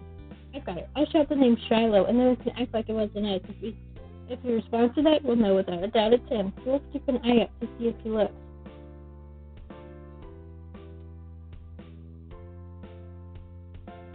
Can't you try just talking to him normally? Like, without even hearing what you had to say, Liz put her plan into action. Shiloh! She loudly projected the word across the way and then put on an active motion of turning her head away from the scene while brushing at the skirt of her dress. In a extremely awkward moment, you could only stand there as the tension in the area shifted to the two of you thanks to your sister's shout. But of the many startled bystanders who became alerted to your presence, one of them was the boy. From a distance, his large eyes met yours. He looked. A white grin took over Liz's face. She pushed the move her son up and away from her face while switching back around to greet her old friend directly. Shiloh! Waving, she stepped a bit closer to express her intention to meet without really closing the gap. She wanted him to come to her. But he presumed to be Shiloh looked surprised at the call-out. He stole a quick glance at the crowd he was with, hesitantly glanced back your way. He was trying to double-check something. Liz remained steadfast with her gaze trained on him, and ultimately he broke away from the rest of them. After a light-footed jog across the brick path, the young man pleasantly presented himself in front of Liz and you. Hi. I like your hat. Just that simple greeting had both giggling. Hey. I'm not sure if you remember this, but I'm Lizzie, and that's Jules. We were friends when we were little kids. His already wide eyes grew even larger, their gaze dividing between you and Liz. His previously chipper demeanor faded into something delicate. I'm really sorry, but I think you have the wrong person. You could tell not being instantly recognized was going to make this exchange more of a challenge. So, Liz was undeterred. A long time ago, you were really young. I get why you feel like that. However, I'm positive I'm right. You're exactly the same. That face, the freckles, how genial you try to phrase things. You're still wearing a hat. Instinctively, he looked up at his head with creased brows, not making the connection on why the hat meant something to her. Okay. We knew each other, okay? An uneasy smile settled on him as his eyes fell in his speech. He was picking his next words carefully. And then the quiet was obliterated by a new voice bursting into the conversation. Shiloh, what are you doing? The rest of us already left. A field trip is not a vacation. We are on a schedule. Charles, your head snapped towards the path. A distinctly unhappy individual with piercing magenta eyes, dark toned skin, and a sharp jaw stormed your way. Carried a cloud of authority with him, despite looking like he wasn't even 18 yet. Sorry. I didn't mean to ditch. Shiloh, whose name was now officially confirmed, gestured with a hand to add to the explanation of his absence as the stranger watched him patiently. They thought they recognized me as someone they knew, but it was a tiny misunderstanding. This theoretically as well as literally put her foot down at that, stomping in frustration and getting more childish the longer she was around her childlike companion. Come on. I do know you. Shiloh merely shrunk in on himself. The tone he spoke with was pain. Sorry. Nancy couldn't tell if he was apologizing for the upset feelings of your sister or the palpable dissatisfaction of his new acquaintance. That in itself was very Shiloh-like. Oh, you know him, is that it? The stranger spoke in a dismissively scoffing tone, as if the words sounded so absurd to him it was almost amusing. Almost, but the sternness of his demeanor quickly reinstated itself. Well, do you know me? I'll tell you. I'm someone who's been forced against his will to be aware what's going on in Shiloh's ridiculous personal life for a year. If the two of you had any importance in his general day-to-day existence, it would have come up by now. Don't bother trying to exaggerate any trivial connection you might have. It's not going to be enough. He's with us, and you'll survive without him. Now stop loitering in the road. It's rude. Excuse me? We're the rude ones? The high-strung ransom got an audible gasp from Shiloh, who finally started to speak up again in defense. Nate, that's really mean. It's also true. We're leaving. With the declaration, he unofficially introduced Nate, indignantly spun on his heels, and walked speedily towards where the group went, completely confident that Shiloh would follow behind. People sure have bad attitudes, huh? Why can't they just try to get along? Not hard. Don't worry, though. I bet you won't have to deal with him again. I'm sorry I can't stay to talk to you, but I hope you have a really nice life. Bye. Bye. And that was it. Stop by and risk it. Shiloh left the two of you behind to catch up with his own life that he had to go live. Liz watched his exit, stunned, only to frown when it hit her that he was really gone as soon as he appeared. It happened so fast she hadn't even been able to get a word in. She sighed, all the energy she built up releasing with the breath. I could have told him his last name was Fields, his birthday's October 30th, so I would have proved it, but no.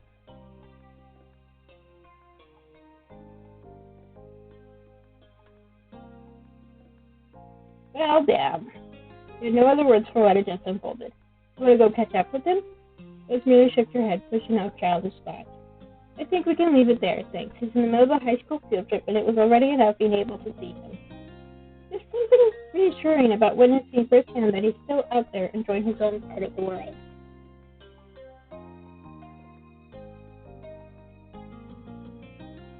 So, if given the chance, I could definitely have a few words with him about the company he's got. She laughed, but you could tell that there wasn't much humor to it. She was mad at the guy, even if she was happy to let Shiloh go. Maybe they're only with each other because of the trip, and it's not usually how things are. Right? True, we can only hope the same for him as he did for us. Have a nice life, Shiloh. Good luck out there. You'll need it. Liz smiled at you. It had the self-confidence you knew so well from her. Come on, kid. Let's finish our own trip. Yeah. No matter how either of you really felt about the occurrence, it was something you simply had to accept. People you know just disappear and reappear in the most unexpected ways.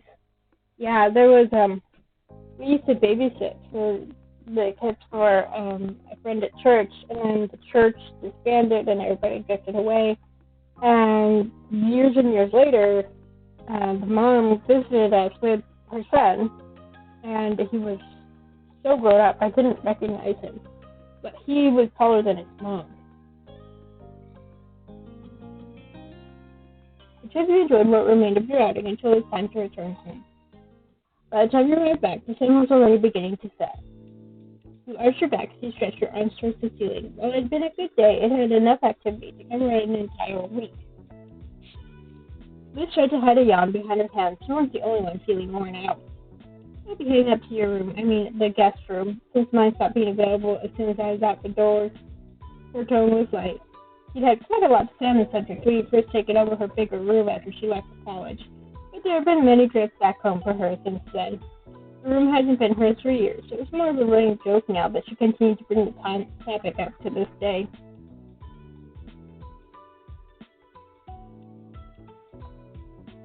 Thanks for being so courageous about giving it up. I had no choice.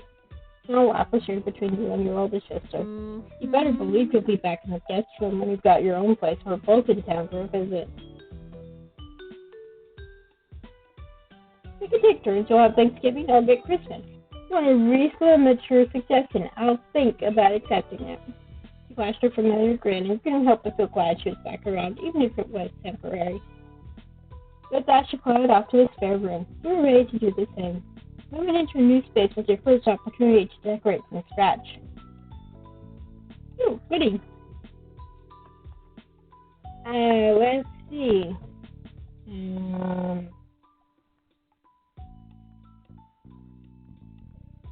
Let's go with playful.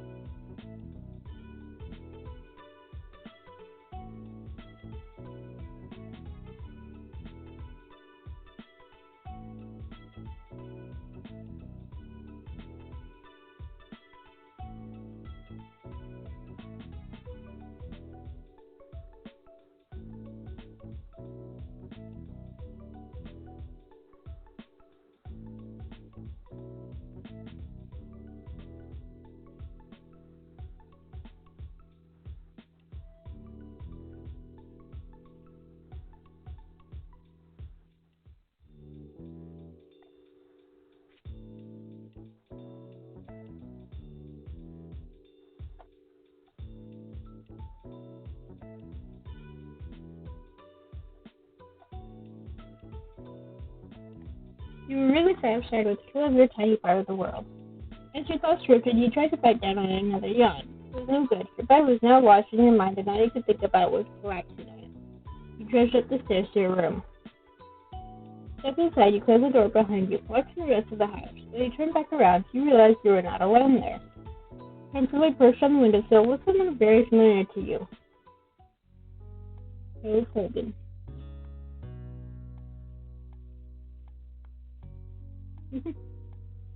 Right?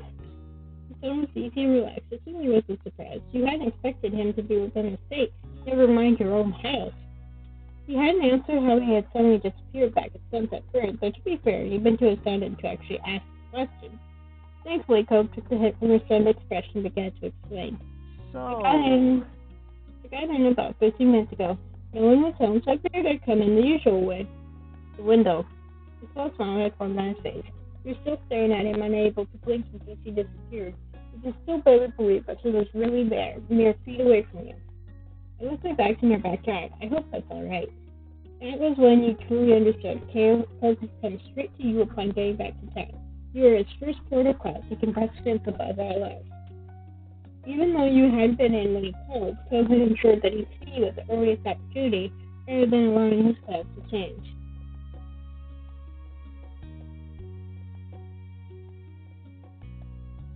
Walk over to join him. He was here and was exactly where he wanted to be. There was no need to hesitate in enjoying his presence.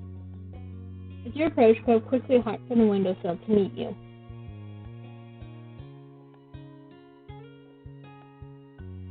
you.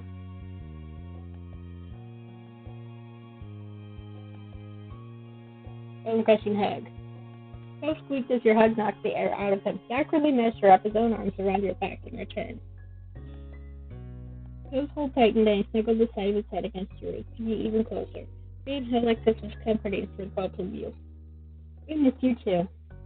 Even if he hadn't said it outright, you would have gotten the message from his body language. Cove was gleaming widely, his raised cheeks burying his eyes, which gleamed like hidden gems.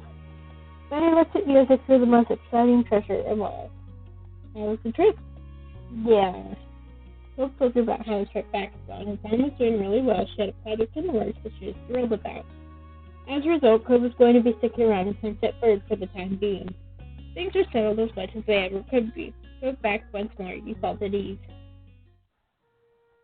Cove stretched his arms out over his head, his eyes on the window and the world beyond. The sun had set while you'd been busy reuniting. Well, I should probably get my stuff and see Dad. Glanced over to you with a familiar, expectant look. Want to come with me? You know I do. cool. Cool. Cove began to head to your bedroom doors. Followed after him.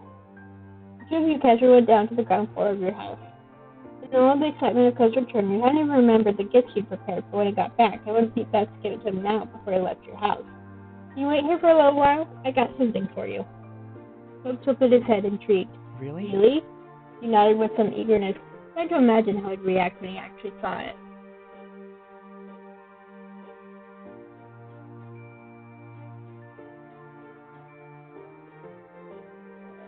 Oh boy. 1, 2, 3, 4.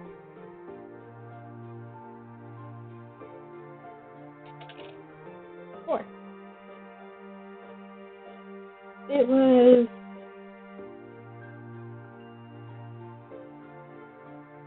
You quickly went up to your room to collect the shell, knowing exactly where to find it. It had been housed in the same box since you were a little kid, after all. Taking great care, you extracted it from the case. Though it had been a long time since you'd taken it out, the grooves were as familiar to your fingertips as the opening line of your favorite song was to your ears. Cove had admired the shell ever since he first saw it, declaring it to be the best of all your treasures.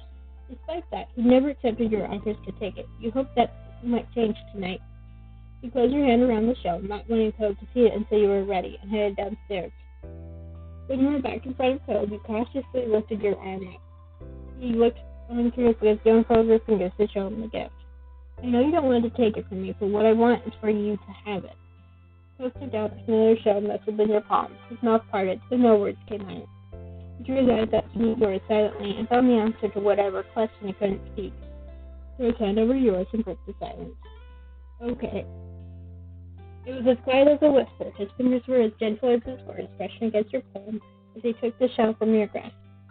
He grinned it carefully against his chest and smiled at you, his eyes bright. I'll keep it forever. Cove reverentially laid the gift safely on the counter, but he didn't turn back to face you once he had ensured it was secure. So his face was angled away from you. You caught his eyelashes fluttering as if they away tears. Throat bobbed as he swallowed bubbling emotions. You knew that Cove could be sentimental. The gift, and all the memories and feelings tied up in it, seemed to have taken a toll on him. You began to sniffle as you felt the need to reach out. Oh? Yeah, Jules, I don't know what to do. Forcefully scrubbed at his eyes, but was trying to push the tears that threatened to spill back in. Oh, Cove, it's okay. Do you need to cry? No. Nevertheless, tears had begun to spill down his cheeks. Even as he wiped them away, more took their place. Thank you.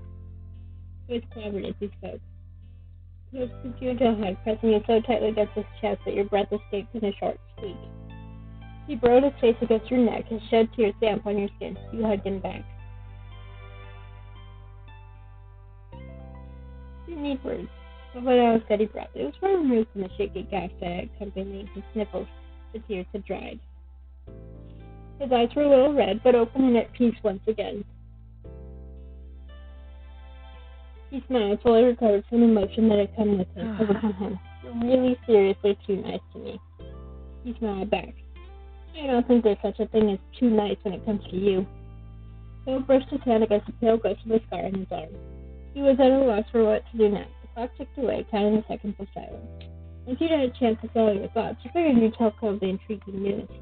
meant to tell you earlier, I saw Shiloh today. Huh? Shiloh? Phil repeated the name, his expression blank. From when we were dead. Phil pondered for a moment, then snapped his fingers. Oh, he was the freckly boy from that first summer, right? The one who moved? I met a guy named Shiloh. He looked just like the Shiloh we knew, plus however many years. They didn't remember me and just left. Oh, friend. That's, I don't know.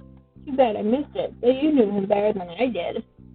That was definitely true. Not only had Cove known Shiloh for a shorter period of time, but he and Shiloh never quite got along. Not that they were enemies either, just kids were only ever together because of other people they both knew. I wonder if what Shiloh's up to these days. I don't have any idea. He didn't say much. Oh. Oh well. That was everything we had on the news on. They moved on to the next big update. Also, you know the mean old neighbors, the ones who would always yell at us? He cringed, recalling back.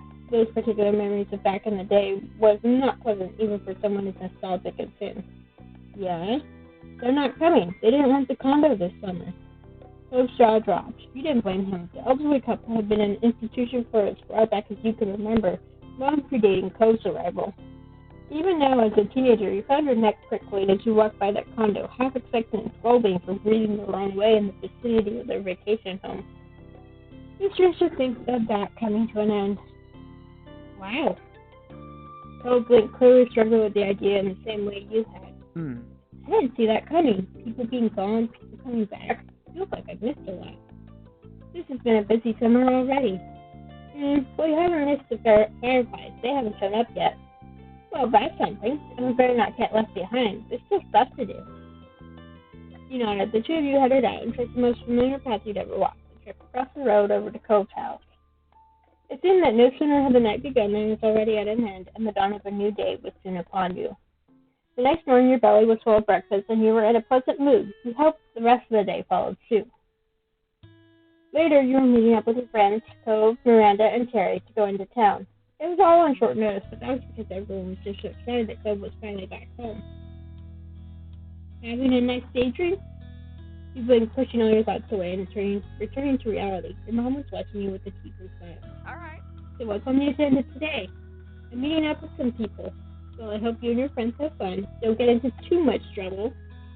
She blinked at you. You knew both of your moms wanted you to enjoy every day of the summer before all the big changes started. I like that she has the gray in her hair to show, and a few wrinkles to show, but she's not young anymore. She's getting up there. Let's see, when I graduated high school, I wasn't even 18 yet, because my birthday's in October.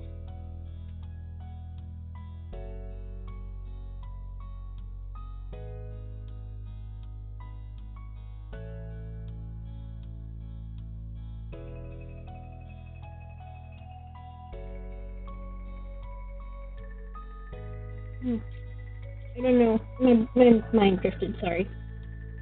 Okay. That'd be great. But before you go, on turn the time. Could you bring the mail in? Finish up putting the dishes away over here. Alright. Thanks very much. As soon as you were outside your front door, you couldn't help but see Cove's dad standing around on the road. They noticed you too. Hey. Hey there, Jules. Cove smiled lightly and waved. When you began making your way over, he added, Hi. Hug. Comfortably, Cove hugged you back. It was quick and familiar from all the years we've known each other. You noticed Mr. Holden was taking the scene of you and Cove with a self-satisfied smile. Cove followed your line of sight and shot his dad an unimpressed look. For a moment, Mr. Holden seemed like he had a thought dancing on the tip of his tongue, but he decided to keep it to himself. So what are you up to today? As far as I know, nothing too much. Me and Cove are meeting some friends in town later. Sounds like a plan to me. Yawning, Mr. Holden stretched his arms over his head. My boy and I have just been going around to see what the new neighbors are like. It was definitely his idea. I don't know how you're not interested in this. It's big news. Besides, it'd only be polite to greet the new folks in town.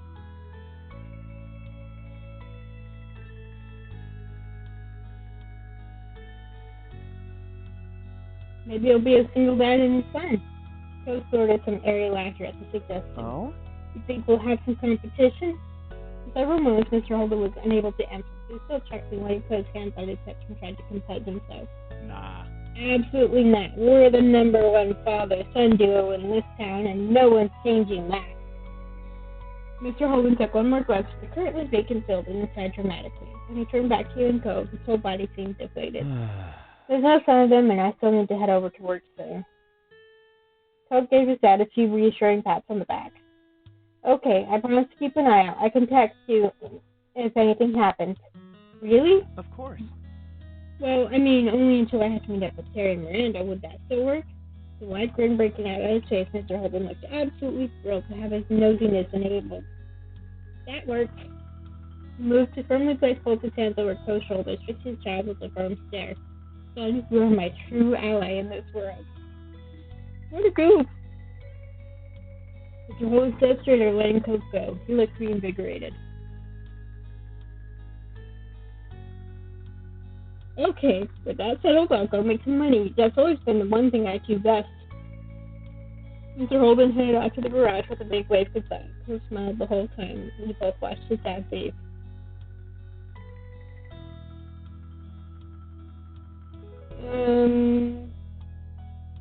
Okay. 1, 2, 3, 4, 5, 6.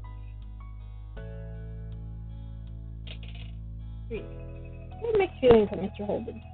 There were ups and there were certainly downs. Since his eyesight, Cove sighed lightly. Are you okay? Yeah. Yeah, it's just I'm looking forward to waiting. Guess I'll be hanging around the street a while.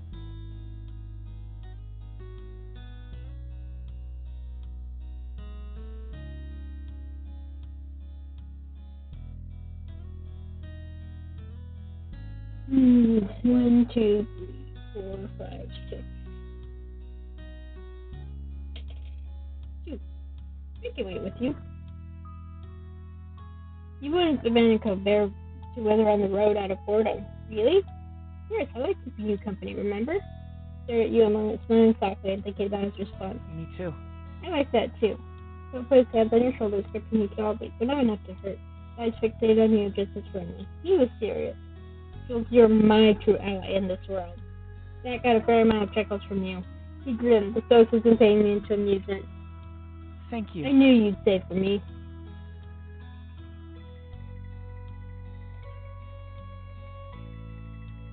You're lucky to have me. He Cove raised an eyebrow. You're the most lucky guy in all of Sunset Bird. Luckiest. For a moment, you weren't sure if Cove was laughing at your declaration or that you momentarily forgot the words luckiest. Either way, you didn't mind. And then he let go of you. Cove stepped over to his front porch steps, playfully taking a seat and leaning back on his arm. Our watch begins. Knowing in agreement, you joined Cove on the front porch steps. You both sat there in comfortable familiarity as you settled in for the waiting game of the new tenant. The neighborhood was quiet, and you sat contentedly, closing your eyes and feeling the light breeze. Eventually, you both looked up at the side of a car. A taxi followed the noise, turning onto your street. His eyebrows raised at the sight, and he sat up straight on the stoop. Oh? It has to be them, right? Maybe it's just you, but weren't you supposed to be doing something for your mom? Like, I don't know, getting the mail? For us, our mail comes in the afternoon. But I know it's different.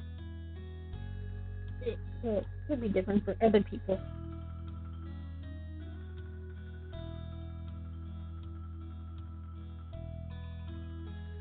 Alright, taking my shoes off. We're getting the 2-1. Yeah, it's gotta be. Now that they were here, you couldn't help but feel just a bit curious. You wonder what kind of person would be living in the neighborhood for the summer. The taxi pulled to a stop as you expected in front of the now empty condo. It was on the same side of the street as your house, a few buildings further up. So it came to his feet, Cove tried leaning and tilting his head to get a view of the passenger door as it opened. A single occupant exited the cab. Huh? To feel what Cove was in that moment. After the last renters, this new visitor was definitely not exactly what you expected. The young man had been close to your own age. He was dressed fully in an eclectic black, white, and gray outfit. Even his side-swooping hair matched his scheme. The only other pop of color was from something that couldn't easily be fashioned into submission. A a pair of dark brown eyes, which he caught when he looked over at his audience. Hello, folks. Who might you be? We're the neighbors. The smile already prominent on his face glanced further. It was cocky, but you didn't get the impression it meant something adverse. Hallelujah. You and Cove shared a familiar look with one another, bewildered even further. The color-coordinated man left it there, however, and with a firm click, he shut the door of his ride. Then turned his back to you to retrieve the large, unsurprisingly, black suitcase out of the trunk. Continuing on with his own business, he strolled forward and lightly tapped on the driver's window with his knuckles, asking for them to roll it down. When it opened, he leaned down and rested his arm on the edge. You assumed he was thanking the driver for getting in there, considering he slipped from the tip during the brief chat. They shook his hand, and then he pushed himself up and away from the taxi with both arms, giving the driver room to leave. The taxi pulled away, rolling carefully down the road and out of sight around a corner. Your renter had officially arrived. He left his suitcase on the ground, out of the way of the street, and sauntered over to join your way with the confidence of someone who had been invited to join. So Cove stood up to greet this person. You followed suit. Excellent. I'm Baxter Ward. It's excellent to meet you, neighbors. We were standing on the side he was approaching from. When Baxter got it close enough, he offered his hand to you first. Let's shake his hand. Baxter gripped your hand firmly to give a satisfying shake. Hi, Baxter. I'm Jules. Hey, Jules. I'm quite keen on getting to know you better this summer. We could be good friends. From your other side, Cove made a sarcastically amused laugh. And you are? He lifted his hand out to Cove next. Cove instead crossed his arms to express his rejection of that idea, still eyeing Baxter carefully. I'm Cove. Baxter's whole demeanor lit up for unknown reasons. His eyes shone as he studied Cove for a moment. Really? Now wait, is that a nickname or your real name? It's just my name. Cove spoke mildly, giving that explanation many times in the past. But his clearly charmed Baxter, all the same, tossed his head to one side with a laugh. Your parents knew exactly what they were doing. I can't imagine a more fitting name for the face I'm seeing. Cove, that's gorgeous. What? It's really not.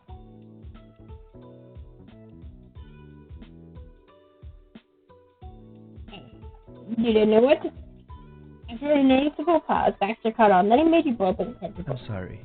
It wasn't intended to mean more than it did. I like your name, but you don't have to mind that. I'm passionately against stepping on anyone's toes. He chuckled to himself. It seemed like there was some extra meaning hidden there in his words. He noticed that Cove raised an eyebrow, picking up on that too. Baxter stood up straighter, striking a slight pose with the position of his feet. He began to speak, but someone stopped to close his mouth. He became absorbed in his own thoughts, tapped a finger to the side of his chin as he stared at you. You shot Cove with a confused glance. He shrugged in response. After a few moments, Baxter had that same smile from before. He removed the finger from his face and used it to point directly at you. We've met before. What? What? When? Baxter continued to smile widely, his head tilted slightly to the side as he studied your visage. It's embarrassing, but I haven't remembered that part yet. He laughed cordially while Cove stared at him in disbelief. Baxter chuckled further, mirth-growing at what must have been a very amusing situation in his mind. I'm getting there. Don't tell me. I know you want to, but do not. It'll come to me. He continued looking at you up and down, hand back over his chin while he racked his brain for answers.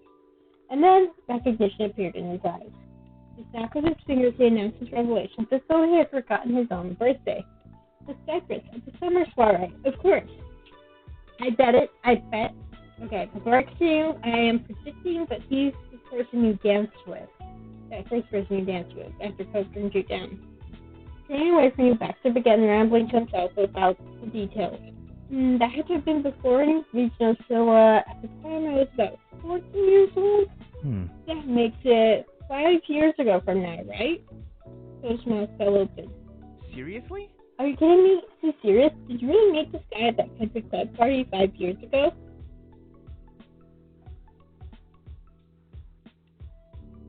Yeah, I think I did.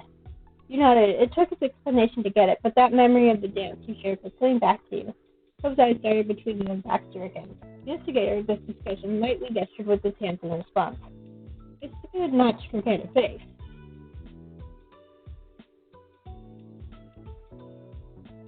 He said I had nice legs. What? Precocious. But hey, if it wasn't as true then as it is right now, I can't see why I wouldn't have. I'm feeling kind of lost here. You see, my parents are members of the Cypress. They happened to be passing through on a trip across different states when they heard about the event. Funnily enough, the entire reason they joined was for the connections they could make with the other members there.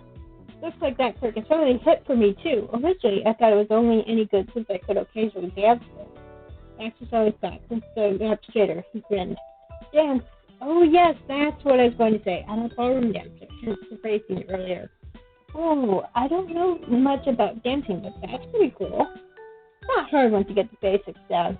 Cove didn't look convinced at all. Baxter took that as a cue to keep talking. Well, he grinned in a way that was rapidly becoming familiar to you. If either of you are looking for a partner, I'm available. Cove frowned at the overt forwardness. Thanks? I'll pass, I think. I'll take up on that offer sometime. I look forward to that, then. After that, there was a lull in conversation. Cove attempted to fill it. So... what made you decide on Sunset Bird? Oh, yeah, so my parents rented a condo, so I had a place to stay while I'm off for a semester from college and not living in the dorms. There was a playful glint in Baxter's eyes as he continued. Honestly? Ideally, they wanted to send me somewhere that wasn't too exciting, but lucky for me, they picked the street. Soon the two of you lived here. Cove was practically reeling over how Baxter found a way to fit comments like that into every single topic thus far. Why do you keep doing that? You don't know us, but you talk like you already do. Cove spoke firm yet genuinely confused, and Baxter smiled cautiously. I don't feel the need to keep words of praise to myself. When I say something, I mean it. See? I was supposed to plan a spending my off semester alone. The best part of being somewhere new is getting to interact with new people. Am I honestly the first person who's acknowledged you're attractive and intriguing people? True, you're hidden away in a tiny tree trunk, but still. Baxter crossed his arms. After studying your faces a few more seconds, he decided to continue. Am I only trying to score a hookup or get a romantic thing started by saying these things? No. That isn't the point of speaking well of others. I was raised better than that. So, would I be classed if that's what my words led to? Also no. I am flexible. Not a surprise. I can back off with the lines if you don't want the attention. But I would like to be friends, if we can. Cove wasn't sure how to respond. He glanced at you, and he continued to look at your face when he spoke. Thanks for answering. I don't think I'm interested in that. Maybe not the friend thing, but the other part.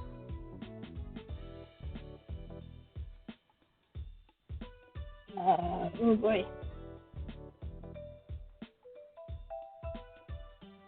I find it pretty entertaining. Baxter laughed at that. Glad we're working things out. Shifting his weight to his other foot, Baxter tried to move forward. So, since you're both already out here, did my arrival interrupt anything? Definitely not.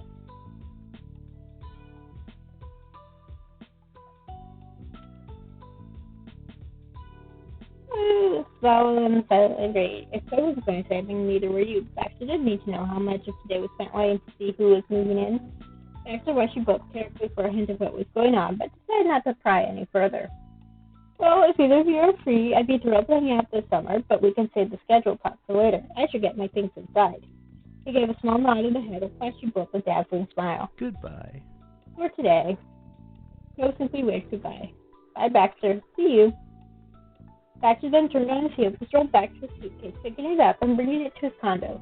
You and Cove were silent as Baxter unlocked the door and disappeared inside the house. With him completely out of the scene, Cove let out a long breath. Well... I don't know how I'm going to explain that guy to my dad. He burst into a fit of laughter, trying to imagine the conversation.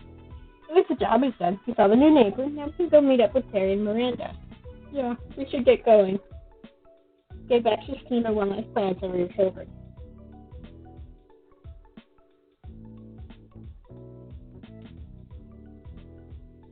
I'm not sure how to feel.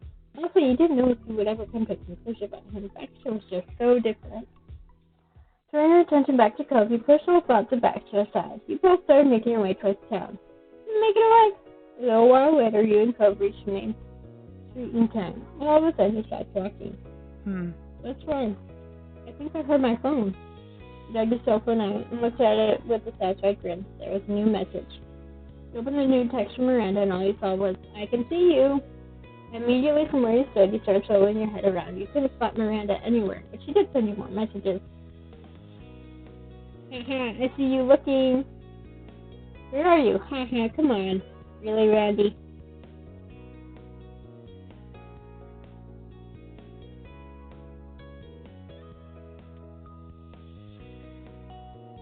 Oh, okay, I get it. Hang on. Okay, so you get fixed. Okie dokie. Where are you? The message was sent and you were back to looking around, scanning for any sign of movement and familiar faces, but they were still invisible. Cove looked at you carefully, raising an eyebrow. Sent your own joking text. If you want to keep hiding Cove and I can just go do our own stuff without you, is what you decided on. You smiled clicking send on that message. Cove looked at you curious, raising an eyebrow. What's happening? Before you could even begin explaining anything to Cove, you both snapped your attention to the yellow item from across the street. And there you saw Miranda and Terry coming out from behind the back side of the wall at the grocery store. Both started waving wildly to draw even more attention to themselves. Cove took a step in their direction, grinned and waited for them to get closer. Laughing and arm in arm, the girls stopped only to look both ways and then rushed across the empty street. Hi. I hope you weren't waiting too long. Hey, buddies. Hi.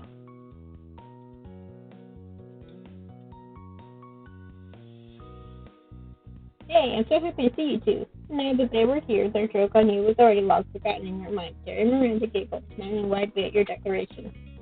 Terry then closed the distance between her and Cove and crushed him in a painfully tight hug. You're finally here. It's been so long. What took you? He did his best to eke out a reply with his chest being compressed. Sorry. Eventually she let him go. Terry looked at him with a beaming smile, but Cove was distracted, rubbing at his arms. Standing there, Miranda shifted her weight to her other hip. She watched Cove's face gently with a bashful smile. Welcome back. Thanks. It always felt official. Everyone was together in one place. From here, you weren't sure how often you would have another afternoon like this again. They didn't either. So? Terry put Cove square in the chest. You're gonna have to get me your schedule by this time yesterday. No way. Not really possible, Terry, but I can say as soon as I know. So far, work hasn't said anything, but I can tell you I'm busy with work activities. When Cove was at his part-time job or pursuing his academic interests, he volunteered for the Ocean Restoration California affiliation, ORCA. I wonder how long it took them to figure out a name that would have an acronym that spelled ORCA. By the way, those are my favorite whales. The group focused on cleaning up beaches and removing pollution from the ocean. Cove always loved the sea. It didn't surprise you one bit when he started getting involved with them.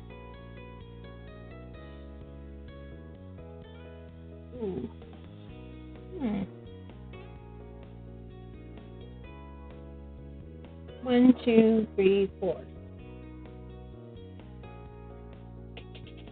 One. You joined Orca too after learning of it. Your big smash event for the year is coming right up, isn't it? Yeah, there's not much more to do before then, but I'm kind of looking forward to the fundraising push. Hopefully we can pull it off. If anyone can do it, it's you two, and even if it goes really bad, it'll still look good on a college application at least. That's true. Hey. Guess what else? We don't have to stand here to say stuff. Let's go. I'd like a meal now. Looking up, Cove nodded in agreement. Yeah, for sure. The four of you headed into town, happily chatting the whole way. The only decision left to make was where exactly to stop and eat. Most of the afternoon and evening passed by in a blink of an eye. The night fell, it was time to head home, and you parted ways with Miranda and Terry.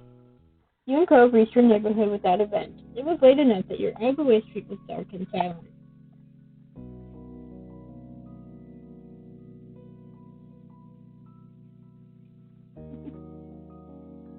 So you probably call it Cove. 1, 2, 3, 4, 5, 6. 4.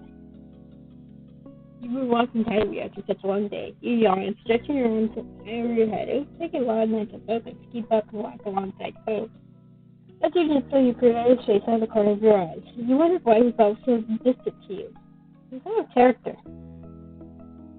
For a while, Cole silently stared ahead and left you alone with your own thoughts. It surprised you when you did hear his voice, and all of a sudden, he still wouldn't look at you. He feels weird coming back to the neighborhood and trying to get into things like they're the same. And they're not. They've changed. It's still changing. Your mouth fell uncomfortably dry all of a sudden. It was true, the things that kept the people you knew together were starting to disappear. Each person had to make their own priorities and their own path now that it wasn't set for them. You thought about your own immediate future. You've been considering more and more, and ideas started to settle in your mind. You hoped.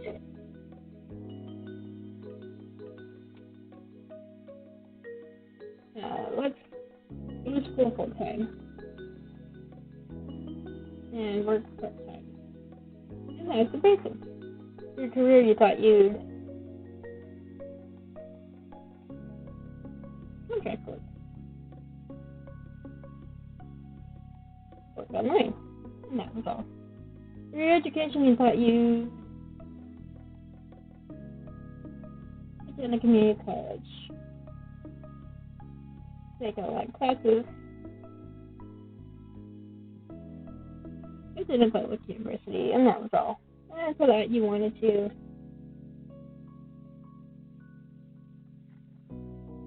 it'd all be happening so soon.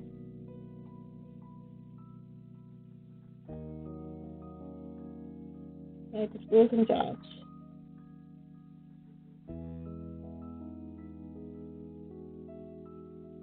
I wonder what Cove had in mind. He could have considered some things for his future, but it's never anything that would have counted as a real plan.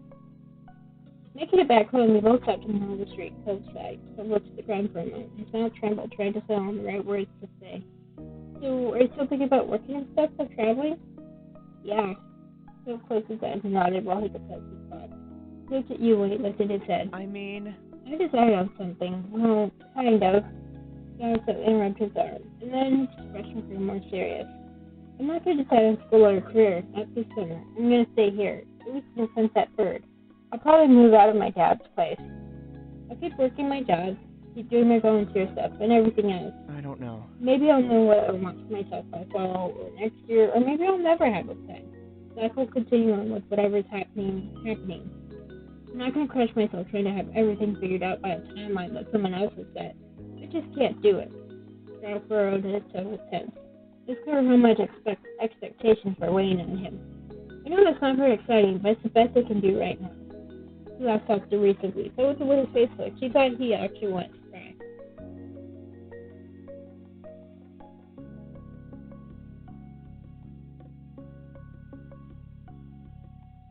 Your plan sounds very you.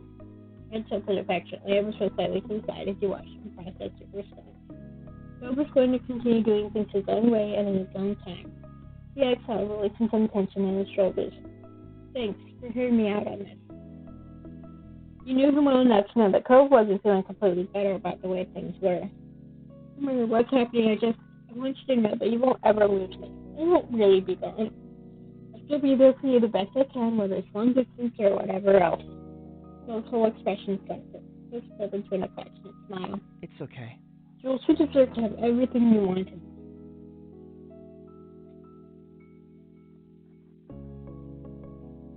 I want you to get everything you want in life. That flew out of your mouth immediately, but you meant every word. His mouth pulled into a delicate grin.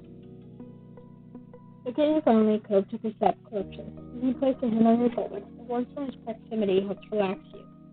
He spoke to you softly, wholeheartedly, and meant every word. Things are hard right now. It scares me, but it'll be okay. It'll be more than okay. Now that things are up to us, we can make our lives better than they ever were. Whether Cove realized it or not, he said exactly what you needed to hear. He was right, and you almost felt excited, wanting to know what kind of future was waiting for you a few years from now. Deeply, you met Cove's gaze. You nodded. At that, his expression morphed into a look of careful confidence. Clearly, he was still struggling with this topic, and you wondered what else might be on his mind. This was the start, I think, but it's not over, is it? We'll have to keep talking about it going forward. Yeah, Cove softly reiterated his promise. It'll all be okay. We'll still always be there for each other. Is that good with you? It is. Cool. That's cool. I'll see you tomorrow, Jules. I'll see you. Night. Go to an unexpected hug. I regret to hug you. It could have been a more reassuring feeling. Turn the embrace and stay that way for as long as you could. Good night. Night. You finally let go, giving you another smile. Then Cove started walking away, but you remained there, frozen in the middle of the street. You watched him and wondered how many more times will he be able to say that he'll see you tomorrow. You hoped for countless more times. Finally, you turned towards your own house. You vowed to yourself that you would make the most of every moment you have this summer. And there we go. Yes, we are definitely finishing up here for the day.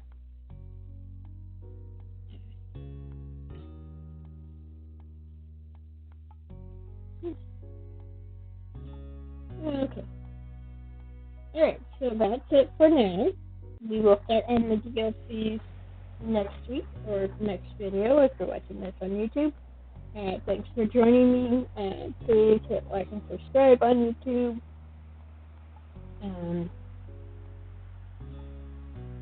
Next week, I think will be Wednesday again.